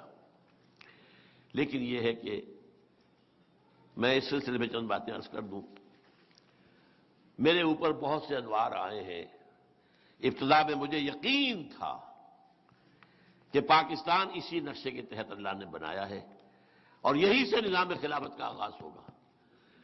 چونکہ حضور نے یہ فرمایا ہے جب مہدی ظاہر ہوں گے عرب میں، یہ حدیث پڑھ لیجئے آپ اس کو صفحہ 7 پر. عن عبداللہ ابن الحارث رضی اللہ عنہ قال قال رسول اللہ صلی اللہ علیہ وسلم یخرج الناس من المشرق یوقعون للمہدی علی سلطانہ. جب مہدی کا ظہور ہوگا عرب میں تو کہ ایک مشرقی ملک سے فوجیں آئیں گی جو اس کی حکومت کو قائم. اب ظاہر بات ہے پاکستان اسی مشرق کے اندر تو ہے نا، افغانستان بھی ہے، بھارت بھی ہے اور ایران بھی ہے. لیکن جہاں سے بات چلی کہ پاکستان کا مطلب کیا، لا الہ الا اللہ، وہ تو ایک ہی ملک تھا نا. لہذا اور اس سے پہلے کی بھی یہ میں بیان کر چکا ہوں بہت سی چیزیں، اس وقت میں تفصیل میں نہیں جا سکتا. مجھے یقین تھا کہ یہیں سے انشاءاللہ وہ نظام قائم ہوگا اور پھر یہیں سے فوجیں جائیں گی حضرت مہدی کی حکومت قائم کرنے کے لیے. اور وہ کیوں، وہ بھی مجھ پر واضح ہے. عرب کھوکھلے ہو چکے ہیں، ان میں دم نہیں ہے. پیسہ ہے، عیاشیوں نے کھوکھلا کر دیا. لہذا ان کے اندر یہ ہمت نہیں ہے کہ وہ کھڑے ہوں اور یہودیوں سے جنگ کر سکیں. اگر کر سکتے ہوتے تو اب تک کبھی کبھی اسرائیل کو اٹھا کر پھینک دیا ہوتا میڈیٹرینین کے اندر. نہیں ہے، بالکل نہیں ہے. یہ کسی اور طرف سے فوجیں جائیں گی. اور علامہ اقبال نے ہی چونکہ ایک شعر یہ کہا ہے، خضر وقت از خلوت دشت حجاز آید بروں، کارواں زی وادی دور و دراز آید بروں. خضر وقت حضرت مہدی عرب کے ریگزار میں اپنی خلوت سے باہر آئیں گے. اس میں شیعوں کا عقیدت بھی آ گیا اور سنیوں کا بھی. شیعہ کے نزدیک مہدی کون ہے؟ ان کے 12ویں امام ہیں جو چھپے ہوئے ہیں. یہ مصرع کور کر رہا ہے ان کو بھی. اور ہمارے ہاں کیا روایت ہے کہ عرب میں ایک بادشاہ کے انتقال کے بعد خانہ جنگی شروع ہوگی. اس وقت ایک شخص بھاگ کر مدینے سے مکے میں چھپ جائے گا. یعنی لوگ دیکھ رہے ہوں گے کہ شاید یہ اس وقت میں سامنے آئے اور قوم کی کچھ رہنمائی صحیح کرے اور وہ بچ کر جائے گا. پھر لوگ انہیں وہاں سے خلوت سے کھینچ کر تلاش کر کے نکال کر لائیں گے اور ان کے ہاتھ پر بیعت کریں گے، وہ مہدی ہوں گے. تو مصرع جو ہے نمبر 1 دونوں کو کور کر رہا ہے. خضر وقت از خلوت دشت حجاز آید بروں، کارواں زی وادی دور و دراز آید. یہ وادی کون سی ہے جس میں آپ بیٹھے ہوئے؟ کبھی سوچا؟ یہ وادی سندھ ہے. وادی کسے کہا کرتے ہیں؟ 2 پہاڑی سلسلے ہیں، ان کے درمیان میں وادی ہے. کوئی بڑی نزدیک بڑا جو ہے دریا بہ رہا ہے. وادی سندھ پورا پنجاب بھی اسی میں شامل ہے. وہ تو ہم سے چھین لیا گیا نا، ورنہ ایسٹ پنجاب کے دریا کہاں آ رہے تھے؟ دریا بیاس، دریا ستلج، دریا راوی ادھر سے آ رہے تھے نا. پھر اوپر سے سارے دریائے گلگت ہو، منزا ہو، سب وہی آ رہے ہیں. پھر آئیے ایسٹ افغانستان کے سارے دریا ادھر آ رہے ہیں. دریا کابل کہاں سے آ رہا ہے؟ دریا گومل، دریا ٹوچی، دریا بولان. تو یہ در حقیقت یہ سب مشرقی حصہ افغانستان کا اور یہ مغربی حصہ انڈیا کا، یہ وادی سندھ ہے.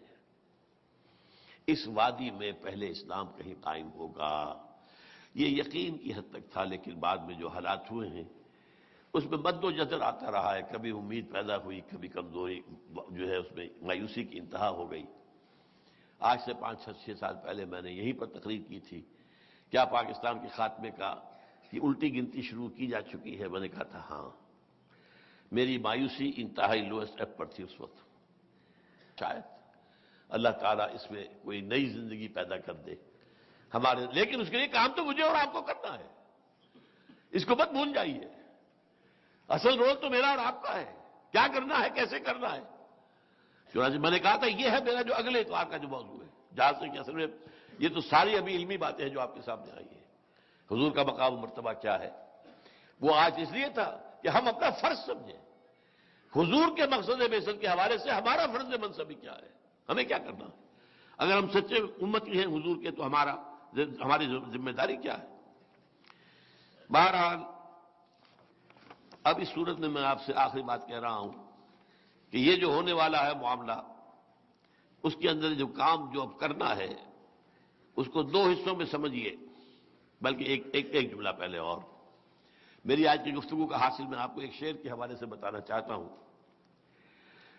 حضور کی سیرت پر جب جلسے ہوتے ہیں تو آپ کی زلفوں کی تعریف، آپ کی آنکھوں کی تعریف.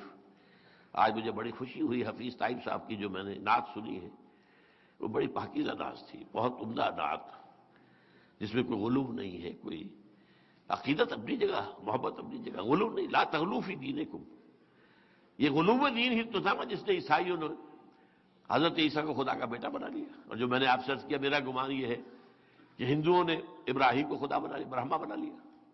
ہندوؤں کی ایک نسل نے، سب نہیں لوگ. تو بہرحال اس غلو سے بچتے ہوئے حسن یوسف دم عیسیٰ ید بیضا داری، آنچ خوبہ آمد آرنگ تو تنہا داری.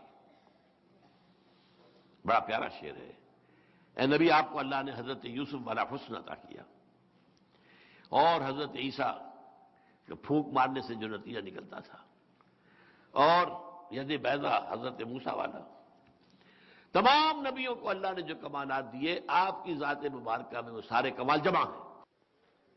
ٹھیک. اب حدیث سنیے. تمام انبیاء اور رسولوں نے جو تکلیفیں برداشت کی ہیں، میں نے تنہا وہ سب برداشت کی. یہ کوئی بیان کرتا ہے؟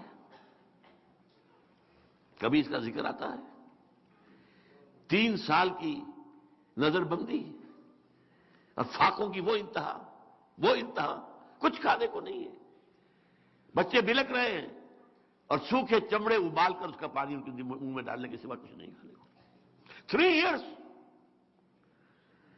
طائف میں پتھرا ہوا ہے، جس میں اتھر جو ہے زخمی ہوا ہے. دامن احد میں دندان مبارک شہید ہوئے ہیں.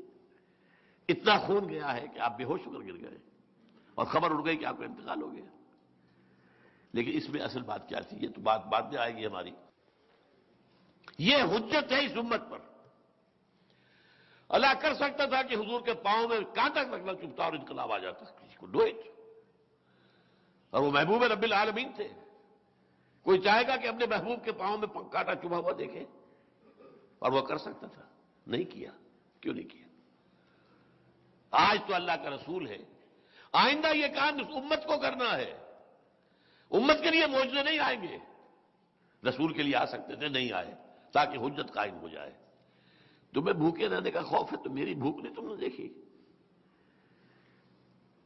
اگر غزوہ احزاب میں صحابہ نے اپنے پیٹوں پر پتھر باندھے ہوئے تھے اور آ کر جب کہا حضور اب تو ناممکن ہو گیا ہمارے لیے، کھڑا ہونا مشکل ہے، دیکھیے ہم نے پتھر باندھ کر اپنے پیٹوں کے ساتھ کس کر اپنی چادروں سے اپنے آپ کو کھڑا کیا ہوا ہے، اپنا کرتا اٹھا کر دکھایا، 2 پتھر بندے ہوئے ہیں۔ یہ سب اس لیے کیا بات ہے، بنی اسرائیل زیادہ پیارے تھے؟ ذرا بھوک لگی من و سلوا اتر آیا، دھوپ لگی تو اوپر جو ہے سائبان چل رہا ہے بادلوں کا، سمندر راستہ روک رہا ہے، پاٹ دیا اسے ایک ضرب سے۔ پیاس لگی ہے، ایک ضرب سے 12 چشمے، ایک ضرب سے، تاکہ ہر قبیلے کا اپنا علیحدہ علیحدہ چشمہ ہو جائے، لڑے نہ پانی پر۔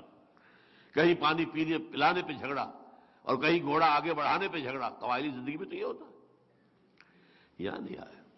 اللہ کی مدد آئی ہے، اب بھی آئے گی۔ اللہ کی مدد کا دروازہ بند نہیں ہے، but you have to qualify for that. Allah پہلے ٹھوک بجا کر دیکھ لیتا ہے یہ واقعی does he really mean business, do they really mean business, وہ قربانیاں دینے کو تیار ہیں، امتحانات میں سے گزرنے کو تیار ہیں، تب پھر اللہ کی محنت، اللہ کی، یہ تو قرآن مجید میں بھی آیا ہے کہ جب وقت سخت ہوا اور وقت کے رسول اور ان کے ساتھی پکار اٹھے متی نصر اللہ، تب کہا گیا الا ان نصر اللہ قریب، اب اللہ کی نصرت آیا چاہتی ہے۔ تو نصرت تو آئے گی، لیکن یہ ہے کہ اس کے لیے تیار ہونا ہوگا، سختیاں جھیلنے کے لیے، مشکلات برداشت کرنے کے لیے، اپنا تن من دھن دینے کے لیے، جانیں دینے کے لیے۔ سینکڑوں صحابہ کی جانیں گئی ہیں، ایک صحابی کی جان کی قیمت ہمارے لاکھوں لوگوں کی جانوں کی قیمت سے بڑھ کر ہے۔ یہ کام ہوگا، لیکن میں اب آپ سے عرض کر رہا ہوں، حجت قائم کی گئی پوری نوع انسانی پر۔ دیکھو یہ نظام ہم نے قائم کر دیا تھا، اور یہ ہسٹوریکل ہیرا ہے، یہ کہ پرانی کہانیاں نہیں ہیں، یہ کوئی فیری ٹیلز نہیں ہے، it's a recent past 1400 years ago, اور ایک ایک چیز پوری طرح لکھی ہوئی، منضبط، کنٹرول میں، ریکارڈ میں، اور ایک حجت امت پر قائم کی۔ اس مشن کی تکمیل اب تمہارے ذمہ ہے نا۔ میرے ہاتھوں اللہ نے جزیرہ نما عرب میں اللہ کے دین کو غالب کر دیا، میں نے تم تک قرآن کی دعوت پہنچا دی۔ My mission in a way has been accomplished, تمہاری حد تک اور جزیرہ نما عرب کی حد تک۔ بقیہ مشن میں تمہارے حوالے کر رہا ہوں، اٹس ناؤ یور ڈیوٹی۔ وہ بھاری بوجھ جو میرے کندھے پر آیا تھا، سنلقی علیک قولا ثقیلا، آج تم پر منتقل ہو گیا ہے۔ اب جو کام کرنا ہے میں آپ سے عرض کر دوں، یہ کام کیسے ہوگا؟ ویسے تو میں نے اس پر کتاب لکھی ہوئی ہے، منہج انقلاب نبوی، 400 سے زیادہ، شاید اس سے زیادہ کی کتاب ہے۔ میں ان 2 اتواروں میں اس کو 2 بڑے حصوں میں تقسیم کر کے بیان کروں گا۔ سب سے مشکل کام ایک جماعت کا بنانا ہے۔ جوش میں آ کر لوگ گولیاں کھا لیتے ہیں سینہ کھول کر، جوش میں، لیکن مسلسل محنت، اس میں گھلنا، اس کے لیے تیار نہیں، خصوصاً ڈسپلن، نظم کی پابندی، سموتاج، سب سے مشکل کام جماعت بنانا ہے۔ جماعت بنے گی تو وہ جہاد کرے گی۔ ہمیں یہ ہے یا تو جہاد کے اوپر جاتے سیدھے، جاؤ یہ بس 30 دن کی ٹریننگ ہے، لے لو جا کر، اور جا کر جو ہے لے کر یہ کلاشن کو نکل جاؤ، چاہے وہ کشمیر میں چلے جاؤ چاہے افغانستان۔ بھائی نہیں، اس جہاد کے لیے جماعت حضور نے بنائی تھی 12 برس میں۔ وہ کیسے بنائی تھی؟ اگلے اتوار کا میرا اصل موضوع یہ ہے، اور پھر لاسٹ جو ہے وہ تصادم جب ہوا ہے، پھر اس تصادم کے مراحل کیا تھے، اس کی مین فیچرز کیا تھے، اس پر ہماری انشاءاللہ گفتگو مکمل ہو جائے گی۔ اقول قولی ھذا واستغفر اللہ لی ولکم ولسائر المسلمین والمسلمات۔